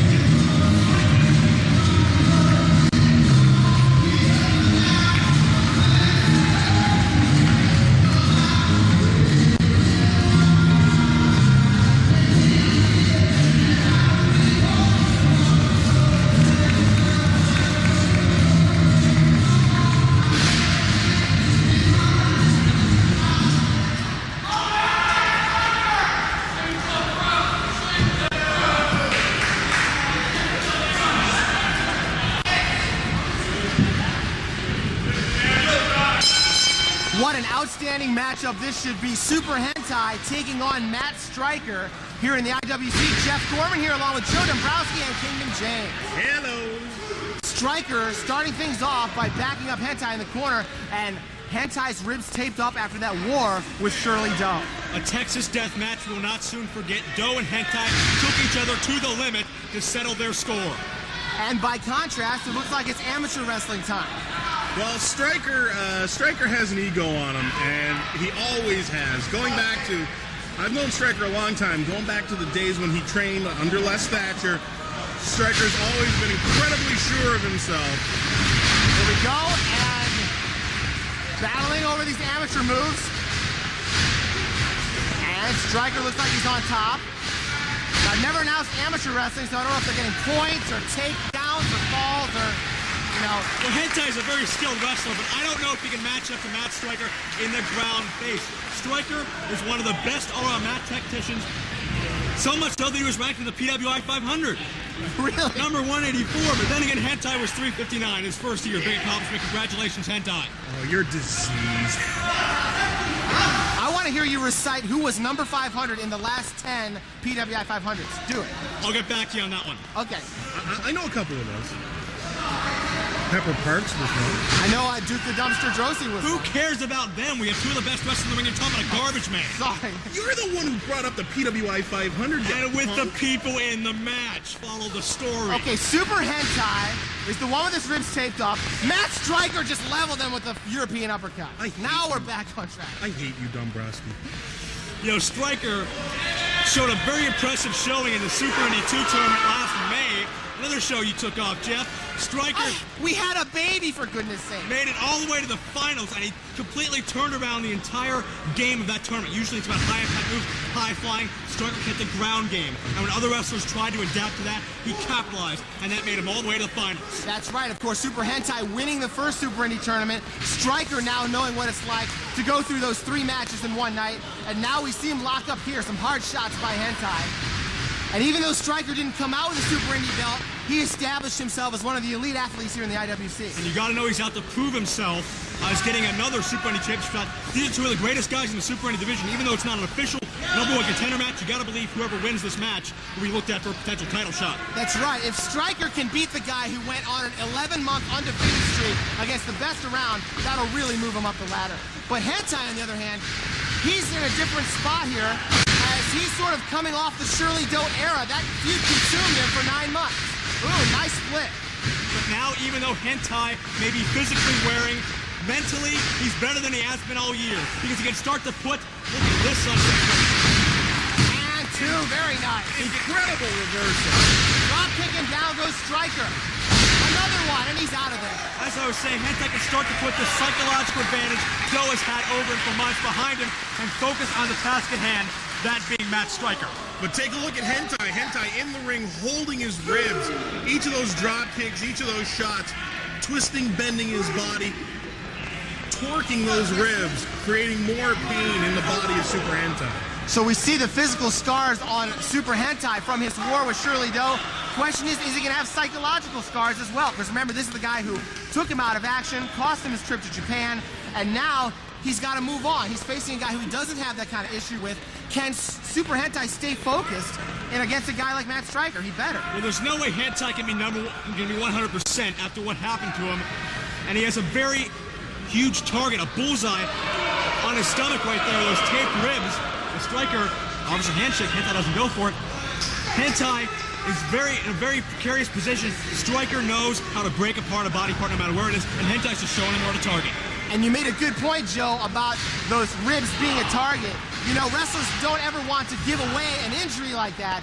His ribs must really be hurt if he has to come out there with a tape. I agree with both of you. I think there's a big mistake on Super Hentai. Good spin kick.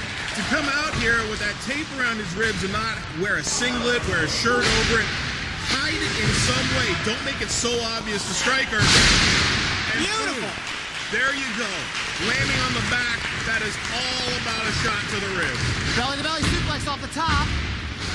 And a 2 count. Or maybe Hentai's fooling all of us. Maybe his knee's banged up or something, and he's just taping the ribs to falsely lure Stryker into that area of the body. He might be outsmarting us all. But Stryker's going for it. He's smacking those ribs. Stryker seems pretty confident so far. And Hentai firing right back. One of the hardest right hands in the business. And hooks him up. Stryker driver. No, instead he went for the gut buster. Classic gourd buster there. Again, And 2. going for that midsection, taking the wind away from Super Hentai, taking the air out of his lungs, and hurting those ribs. Matt Stryker in tremendous condition. He's got almost a perfect wrestler's body. And he's wearing down Super Hentai right now. He's going to try to make this match go long and try to make those ribs become a thing. Notice Stryker making Hentai wrestle his style. The ground-based offense makes it easy for him to ground his opponents. When it gets you down on the mat, your chances of coming out on top are slim to none. Stryker looking good here. Trying to catch his breath before he unleashes another assault on Super Hentai. Stryker has appeared for basically every major promotion in the country today, from WWE on down. He has been in a ring for basically every promotion worth anything, and we're seeing that right here in IWC. And whips him across. Are we going to see the abdominal stretch? Yes. Very smart move by Stryker to go after those ribs again with his move. Hentai wrote Matt Stryker's game plan for him as soon as he stepped through the curtains. Taped up ribs. What's Matt Stryker gonna go after? The taped up ribs. And now everything that Stryker's doing is designed to go after that one specific, very obviously injured body part. That's right, Kingdom. Stryker's going after it. He's a very versatile wrestler. You know, he's got the Stryker driver, drop the guy on his head, but he can also work on a man's legs and set him up for the Stryker lock. He's very versatile in what he can do in there. You saw Stryker grab the ropes for a little bit of added momentum a moment ago, as if he needs it. His opponent's wounded. He's one of the best technical wrestlers in the game. Look at him doing it again, and finally, Brian Corey catches him. Nice hip toss. For a minute there, I thought I was watching every Mike Rotundo match that ever took place. Cover. A 2 count. You say something about Tommy Young right now, I'm gonna lose my mind. I don't think I will. Stryker may not be Mike Rotundo, but Hentai is paying the price in the ring right now, heavily favoring the ribs. Hentai in big trouble. He's got to be sucking wind right now. And firing back with those European uppercuts. Whoever wins this match is going to be in line for a shot at either singles title here in the IWC. Hooks him up, and again right across the knee. Stryker wrestling a great match. And 2. But the one thing about Hentai, we know he's very resilient. During that 11-match winning streak, he absorbed a tremendous amount of punishment, but kept coming back. That's right, retaining the Super Indy Championship for some 356 days without losing at any point in between. And finally, he ended up losing to AJ Styles. No shame in that. 2 count there. I have to question Hentai possibly having more guts than brains here. He's not at 100%, and it's tough for anybody to beat Stryker at 100%, let alone 60, 70%, whatever Hentai may be. Maybe he'll just take the loss now, recoup for a few weeks, then maybe come back and tornado DDT, and I'm completely wrong. There's a possibility, too. A great counter by Hentai with a tornado DDT. But did that take all of his energy left? Did he expend all the gas he had left in his system? It's very, very hard to take and win when your ribs are hurting like that. Hentai is struggling just to get back to his feet. And again, rocking Stryker with those forearms. The European uppercut. Irish whip. And an elbow to the face. Hentai takes him over in the Hurricane Rana. And Stryker is staggered. Super Hentai with the knees to the chest. And now he's... Where does he find the energy reserve to tap into to make this comeback? That's a great question. Oh, big splash, but that's got to hurt him too. And a 2 count. Slow to cover, not a lot of strength in the arms there to hook those legs and keep them hooked. Hentai is in serious trouble. He might be on offense, but he's in serious trouble. That was almost a desperate move, that splash off the top, because you knew if he didn't get 3, he'd be in big trouble with those ribs. Now, Hentai with a go-behind, Stryker with the elbows. And nice power slam by Hentai. And 2. And Hentai wondering what he's got to do now. You're right about that splash being a desperation maneuver. You lose the wind, the air doesn't get to your brain, the oxygen doesn't get to your brain, your thought process is slowed down, and you go back to basics. You might have 1,000 moves in your repertoire. Like your driver countered. And now, Northern Light Suplex floating into his second one, the full moon flex. Here it comes. No, Stryker has it well scouted. He must have watched the first Super Indy tournament. He knows Hentai loves to use that combo. And now, here comes the Stryker driver, and he got it! Oh, man. Can Hentai kick out? Does he have enough left in it? No, that's it.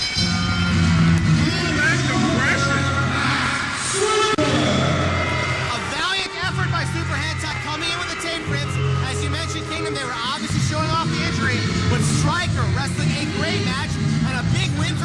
Stryker here in IWC. Despite Super Hentai's injury, you gotta give Matt Stryker credit. A hell of a performance.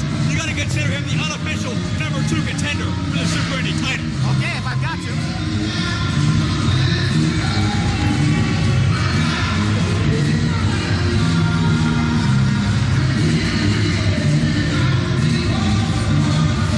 We got through that whole match without one unibrow joke. Yeah, we did. Very good.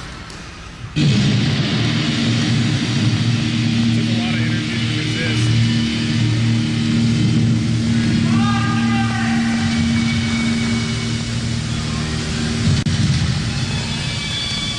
This next match starting here.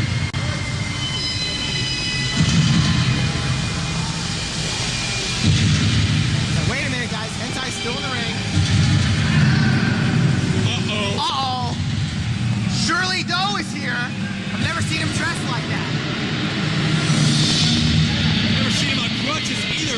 Obviously, that Texas death match took more out of him than we thought. Hentai was 3 or 4, getting more clubbing chair shots than Dunn's knee. Dunn couldn't even walk out of the match when it was over. Now what's he doing out here? If these two didn't love the sport of professional wrestling so much, they would both have taken 9 months off after that match. Both of these guys are shells of their usual self. Look at them, they're in agony just standing. And now they're gonna confront each other? We gotta see what's gonna happen here. Doe's got a mic. Super Hentai, shut up. Let everybody know. Let still kick your ass. Now, Super Hentai, you should have won that match tonight. It's my fault we didn't win that match tonight. Now, hold on a second. I want to say something nice to you. Come here.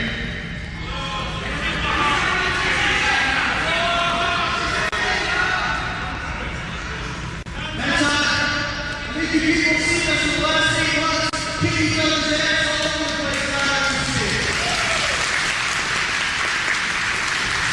I think you saw him hit his body and almost break his ribs. I think that needs more applause than that.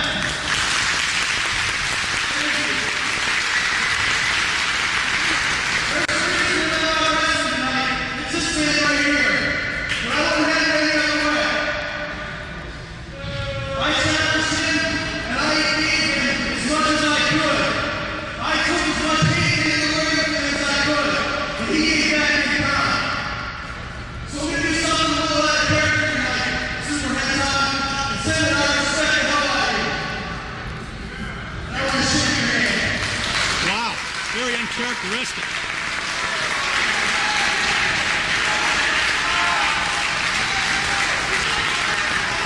These guys have beaten the hell out of each other for months, and I guess the respect factor is set in because both men kept coming back from the pain. Wow, I never thought I'd see those two shake hands. Well, you can see Hentai waiting for the other shoe to drop. It's almost a surreal moment.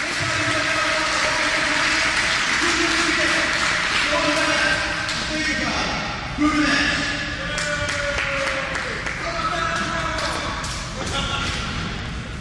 Now I came out here tonight to say something that I think is a little important.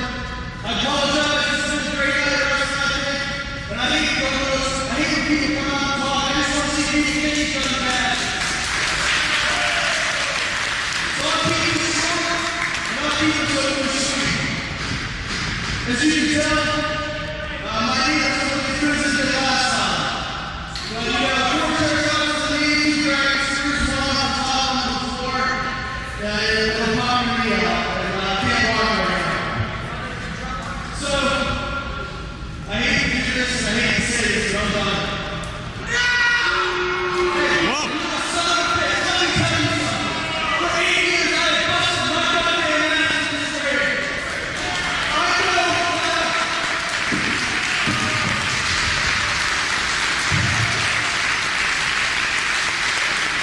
The crowd standing ovation for a man that they hated as much as loved, Shirley Doe. This is surreal. This is surreal.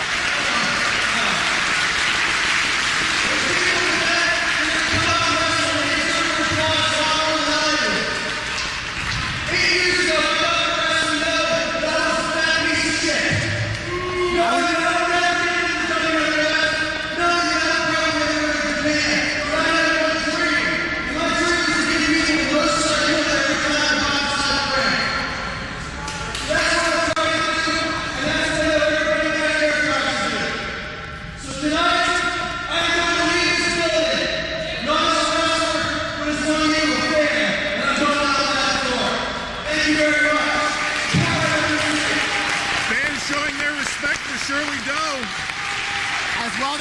Shirley Doe has come so far since the beginning of his career.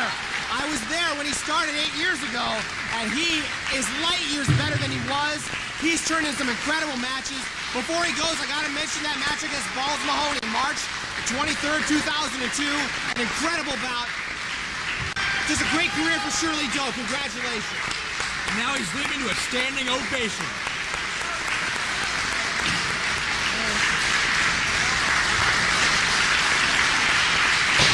What? Wait a minute! Who is that? Oh my God! What a shot to the head! Shirley Doe getting attacked by Who is this guy? What's he doing here? somebody just was waiting for him. Some guy in a white hoodie. I can't figure out who it is. He's assaulting Shirley Doe, but why? That hood's coming off. Look, that's Sebastian Dark. Sebastian Dark! Sebastian Dark is here. And Shirley Doe is about 3 steps away from retirement. You talk about the history of Shirley Doe. Sebastian Dark was a big part of it for many years. Oh, yes. They've been friends, they've been enemies, but right now Dark is attacking Doe's injured knee. Come on. Come on. Guy's on crutches. What does this prove, Sebastian Dark? He's trying to cripple him, and I have no idea why. This is a guy. Oh, double arm DDT on the chair. Using Doe's own move against him. What an insult. The silly head. Yeah, this is a guy who really helped Sebastian Dark in the early part of his career. I'll tell you something, Sebastian Dark has a big problem with people retiring without his say-so. Anybody else? I guess it's personal experience talking there. But Sebastian Dark, there's no call for this. We need some help out here. He's not enough. I don't think anybody knows this is happening. Somebody's got to get word of the locker room. He's on top of the chair. They don't have monitors He's got back there. cripple him. Jeez. Right in the head. Chair off the top. Oh, What is he doing? Get some help back here. this is obscene. Sebastian Dark. Showing no remorse. These guys were the Steel City Tag Team Champions in the Doe Show. He was pretty much like, Doe is like a mentor to him. Why is he doing this to his mentor? This On is top again. Come on. leg drop off the top. Doe's never going to be able to walk after this. This is inhumane. He's crossing the line. Come on. He's crossing the line. Doe came into this building on Finally, crutches. security gets in here. Security gets blocked. Dark doesn't even work here. What's he doing here? He's Dark handling our is- security. He's unstoppable right now. Jump on him. There you go.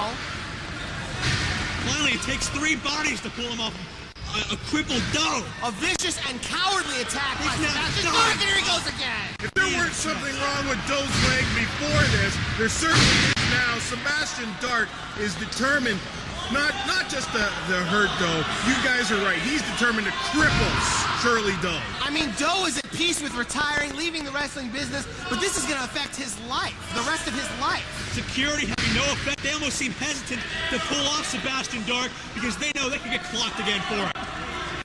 Doe can't move. He can't walk away. He can't run away. Get some more people out here.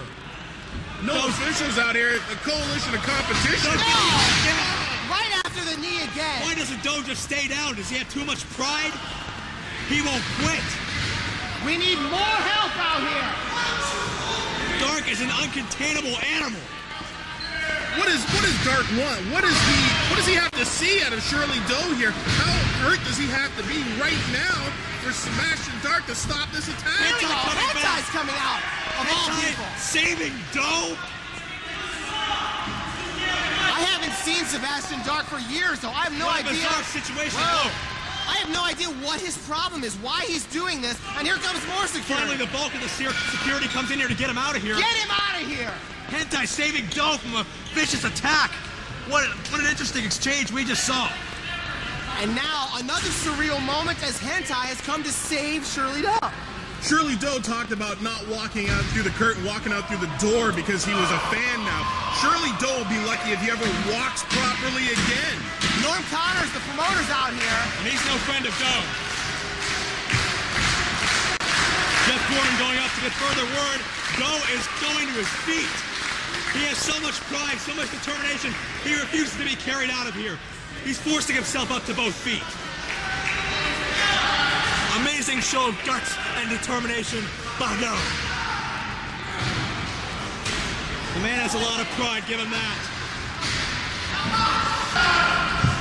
Ladies and gentlemen, the following contest is scheduled for one fall.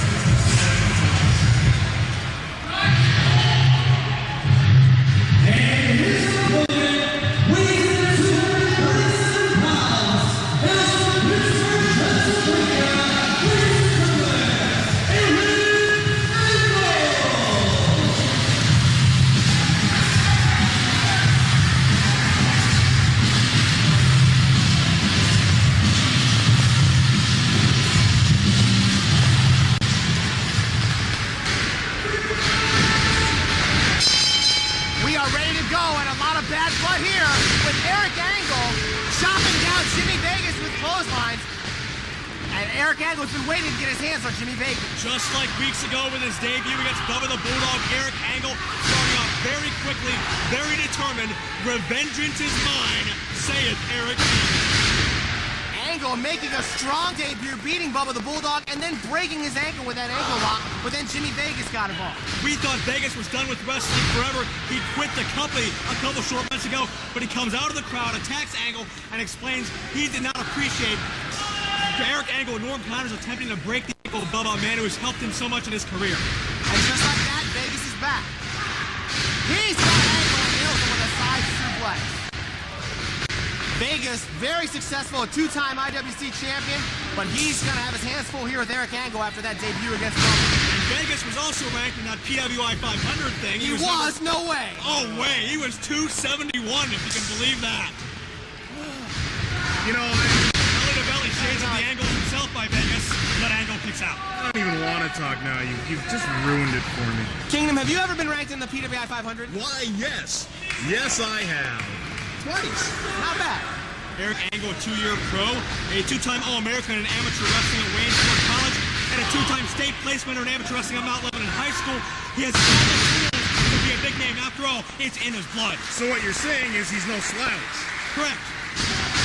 And we've seen him come to the aid of his brother Kurt Angle in the WWE a few times with quite a lot of success. That's right, helping Kurt defeat such names as The Undertaker and Brock Lesnar. It's always good to have a brother you can count on. And look, here's the ankle lock! Going for it already. Just like with Bubba, trying to end the match early, but Vegas has a high pain threshold. We'll see if he can hang on and reach a rope. Vegas has got to get out of here. Wait a second, here comes Sterling. Come on, powder in the eyes. What business does he have out here? What is Keenan doing out here? What? Kick? Wait He's a got second. the referee. What is he? He's stealing his shirt. What's going on here? This is not a pretty sight. Wait, he's feeding him to Angle. Angle thinks that... And Bruce Gray finally able to inform him, I'm not Vegas, but He's Vegas got him able up. to capitalize. And there's the one-arm bandit. Angle's blinded, he can't see. Whoa! What? What is Bruce Gray doing? Bruce Gray just screwed Jimmy Vegas. He's not going to count for Vegas. And now he's gonna pay for it. Oh, he's in trouble now. I don't believe the balls, I don't know if I can say that, the guts of Bruce Gray standing up to Vegas like that. The ref is in trouble. He's begging off now. He's learning his lesson. He's just sick to officiating. And please put a shirt on. Angle trying to recover from that powder in the eyes. I don't know why Sterling James Keenan is out here helping Vegas. He has no business out here whatsoever. I'm befuddled. Angle still partially blinded. And there's the DDT. And now, is the ref going to count this time?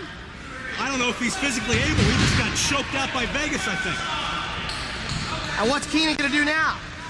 And no matter how many amateur attributes you have, when you can't see or when you're being double teamed, you can't function properly. What's Sterling doing now? He's Chain around the fence. Oh! Angle able to duck. He got hit with his own bling bling. Apparently Angle has regained eyesight enough. He can see what's going on, but he's still in a huge 2-on-1 disadvantage and no one to keep control. Well, I don't think that referee Bruce Gray appreciated getting his shirt ripped off and being fed to Eric Angle, a blinded Eric Angle. Eric Angle's going for the cover. He doesn't seem to realize that referee Bruce Gray is still out of Here it. comes Canley Kapela. Here comes Chris to the rescue. 1, 2, and go. Vegas able to kick out. And Eric Angle saying, where were you? Angle finally back at the top of his game now. This match has been chaotic, to say the least. There's been no institutional control from the beginning. And Keenan again. Okay. I don't get why. And 3.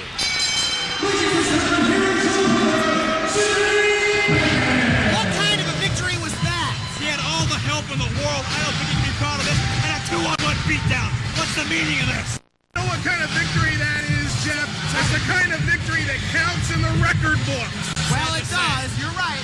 But the question is, does this mean Vegas is going to be one of Sterling James Keenan's minions? Oh! They may be unstoppable. They have Vegas on their side, but Angle fights back, double clothesline. Both men take a powder. Even though Angle lost, his 2 appearances have been very impressive here in the IWC. But Jimmy Vegas is your winner. Angle with some choice words to Vegas. Choice is right. I don't think we can repeat them. Vegas with a very tainted win. He can't be happy about this. I still don't know what the hell's going on around here. He's walking off with Sterling James Keenan. Sterling in Vegas. I think Vegas may have been drinking that Sterling James Keenan Kool-Aid. I hope not. Sterling may be getting too powerful for even Norm Connors to control.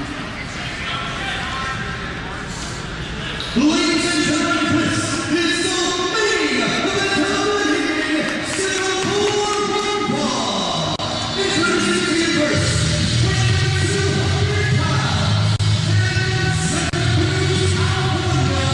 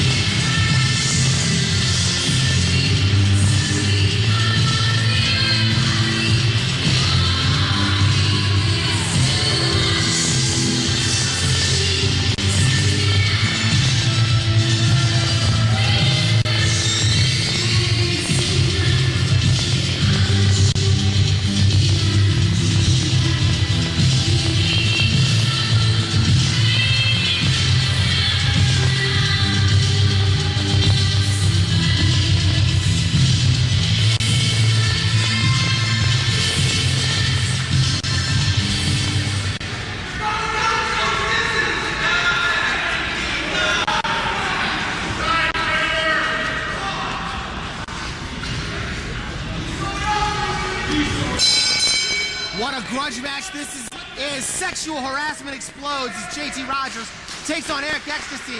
Jeff Corbin here with Joe Dombrowski and Kingdom James. I like soup. Boy, these two, the most successful tag team in IWC history, and now it's all falling apart. Former best friends for 12 years, formerly inseparable, 4 tag team championship reigns. This is the match we thought we'd never see, and it's come to fruition now. And now the bad blood is coming out. I'll never forget when JT Rodgers clocked Eric in the head of that chair after X revealed himself to be Troy Lords, and Eric's entire world fell apart around him. What a moment. Joe, you must have totally blown a gasket when that happened. I did, really. You can read Eric Ecstasy's lips. He's asking him again and again, why? Why did you do it? Because their friendship transcended the ring. I mean, they were really good buddies throughout life, you know? And you gotta believe that Eric is hesitant to fight JT. Ooh. Well, maybe that'll motivate him a little bit, but Eric, imagine fighting your best friend after he turns his back on you for very selfish reasons, if you ask me.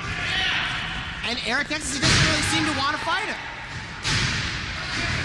There we go. Finally gets the motivation. He's not gonna sit there and be abused. Eric fights back with full authority. It's a slugfest. We're seeing a totally different side of JT Rodgers. I mean, just an evil side of JT Rodgers. We saw him explain his motivation last week. Said Eric Ecstasy thought the team was all about him. I don't believe that one bit. JT Rodgers is out for self-glory. Damn him for what he did. Vicious crossface shots by JT Rodgers, punishing and bad-mouthing Eric Ecstasy. Think back to all the happy times they had, all their zany match antics, the all-male review interview segments. That's all tainted now because they will never be the same. It's all gone down the toilet. Rodgers putting the boots to Ecstasy, and we're just seeing years, actually probably months of frustration. While Eric Ecstasy was injured, JT Rodgers didn't really find his niche, although he did do pretty well with Troy Lords for a time. Big boot scrapes in the corner there by JT Rodgers. Really, literally rubbing it in. And now Rodgers with the Irish whip. And Eric Ecstasy comes out with a lady killer. Both these guys know each other so well, you have to think one guy knows one through before the other does. This could be a tremendous counter match, or it could just be an out street fight. And now one more time, Ecstasy looking pretty good here. Oh, Look out! Come on! Troy Lords! We don't need this. He's got a baseball bat. He slipped the bat into the ring. To his best friend. No! Come on! This match thrown out already. No measure of revengeance for Eric Ecstasy. This is supposed to be a match, not a setup, beat down. He wins by disqualification, but Come on! I don't think Rodgers ever had any intentions of wrestling a match against Eric Ecstasy.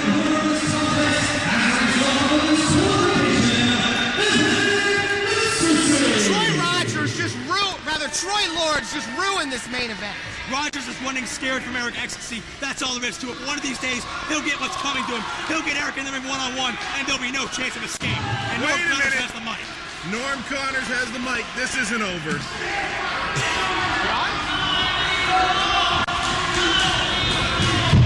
There's no way the IWC is going to have a 2-minute main event in disqualification. Amen.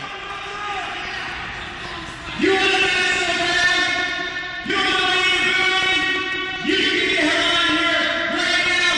You and you in a baseball match. Yeah. All right. As far as I'm concerned, you're suspended. Get the hell out. Whoa. Wow, JT Rodgers is out of here. He's suspended. But he doesn't seem to care. Oh, face-to-face again. Oh, he knocked him out again. Good God.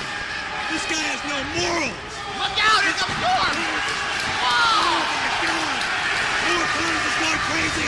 He's been pushed too far. Somebody needs to pull him off his own talent. Him and Rodgers battling in the back, and the ring Lords has taken down Ecstasy.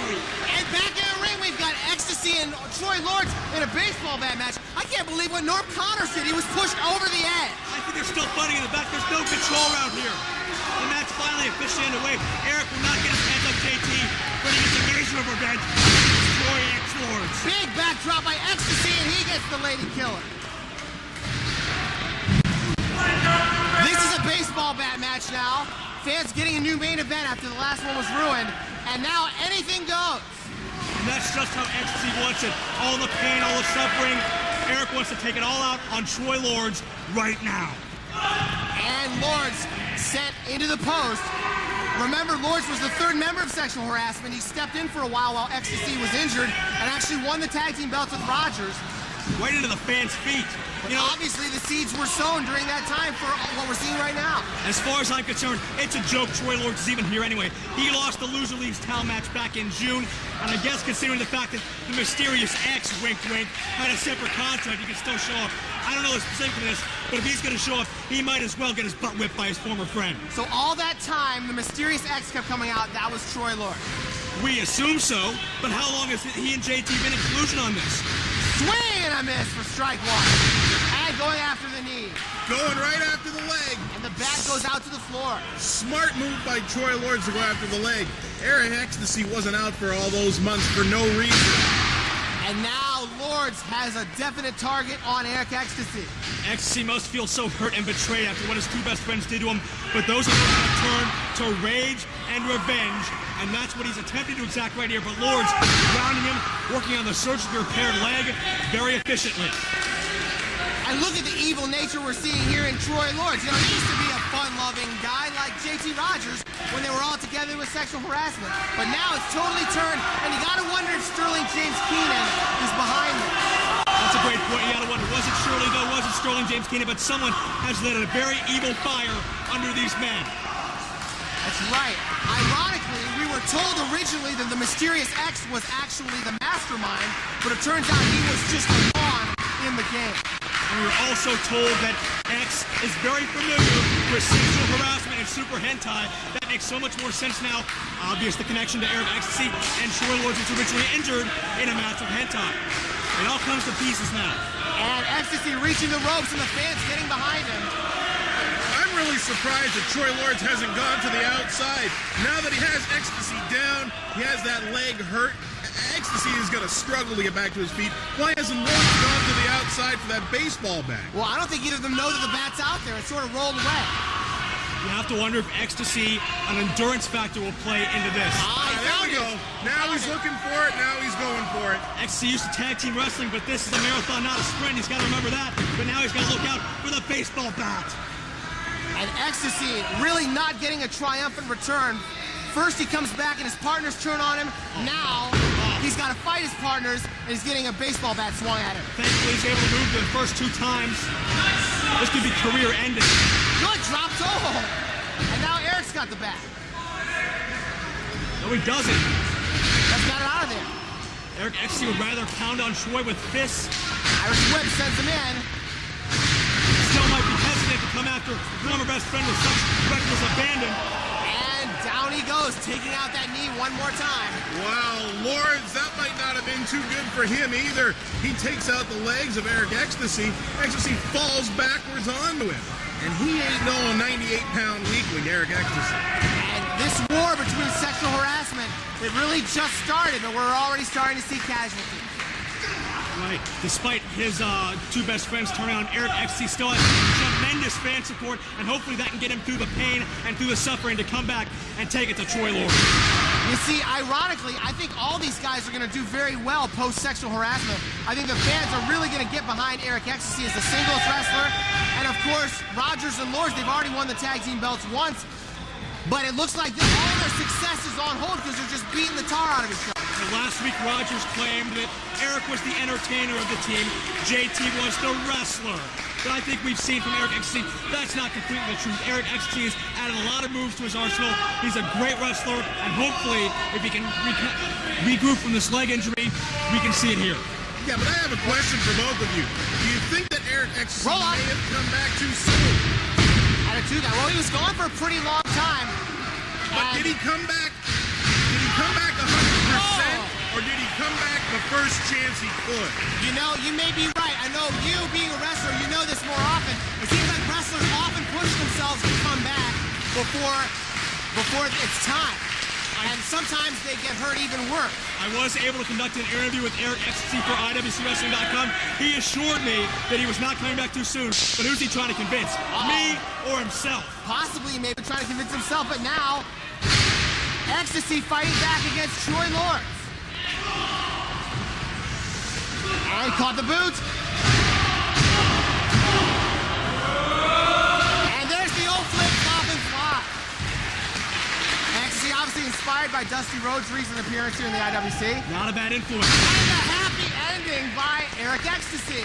But he's in too much pain to roll over and get a cover. Can he do it? Well, he does. Yeah, well, I guess we don't have to worry about JT Rodgers because Norm Connors fought him out of the building and Rodgers is suspended. I still can't believe that. His own boss tackling him and taking him down with right hands. That shows you how much JT Rodgers and Sterling and Lords have gotten under Norm's skin. They really have.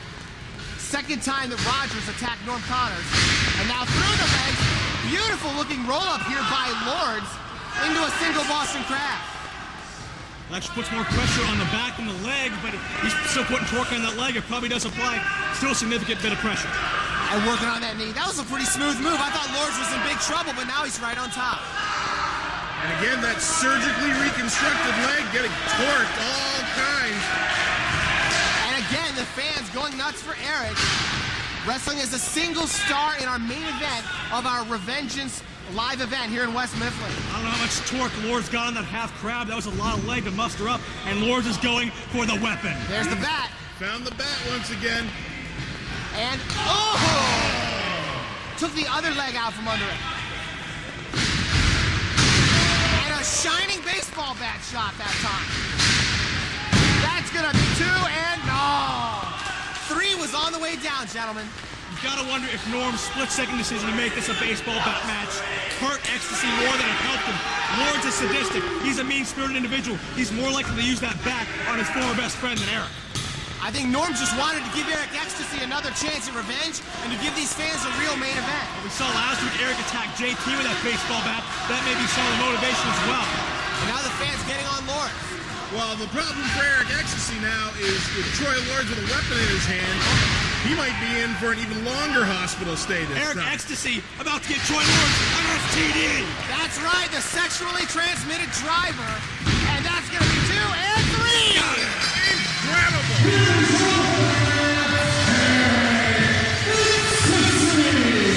But look who's back. Rodgers snuck back into the building. He's suspended. He's not supposed to be here. Eric Ecstasy gets a little measure of revenge, but look at who's watching in the background. JT Rodgers, not to, wait, look out. Rodgers, he's got a chip. Oh! Rodgers just knocked out Rodgers with a chair. Rodgers has reached his breaking point. He snapped. Norm Connors said that he wasn't going to this fight until somebody kicked JT Rodgers' ass. Best to do it himself. I can't believe Rodgers even tried to get back into the building, but Norm Connors is waiting for him. The IWC executives have had enough of these shenanigans, and they're taking things into their own hands. A big win for Eric Ecstasy, but the war with JT Rodgers is still raging on. What a war, what a match, what a night. Thank you very much for joining us, guys. It's been a great night here at IWC Revengeance. Maybe final thoughts? I'm overwhelmed by what Norm Connors has done. He has snapped. The pressure's getting to him, Jeff. Eric Ecstasy hitting the big poses. Ecstasy's come back. Apparently it wasn't too soon because he's in the winner's circle. Thank you very much for joining us here in the IWC. For Kingdom James, for Joe Dabrowski, this is Jeff Gorman saying we will see you next time. Good night.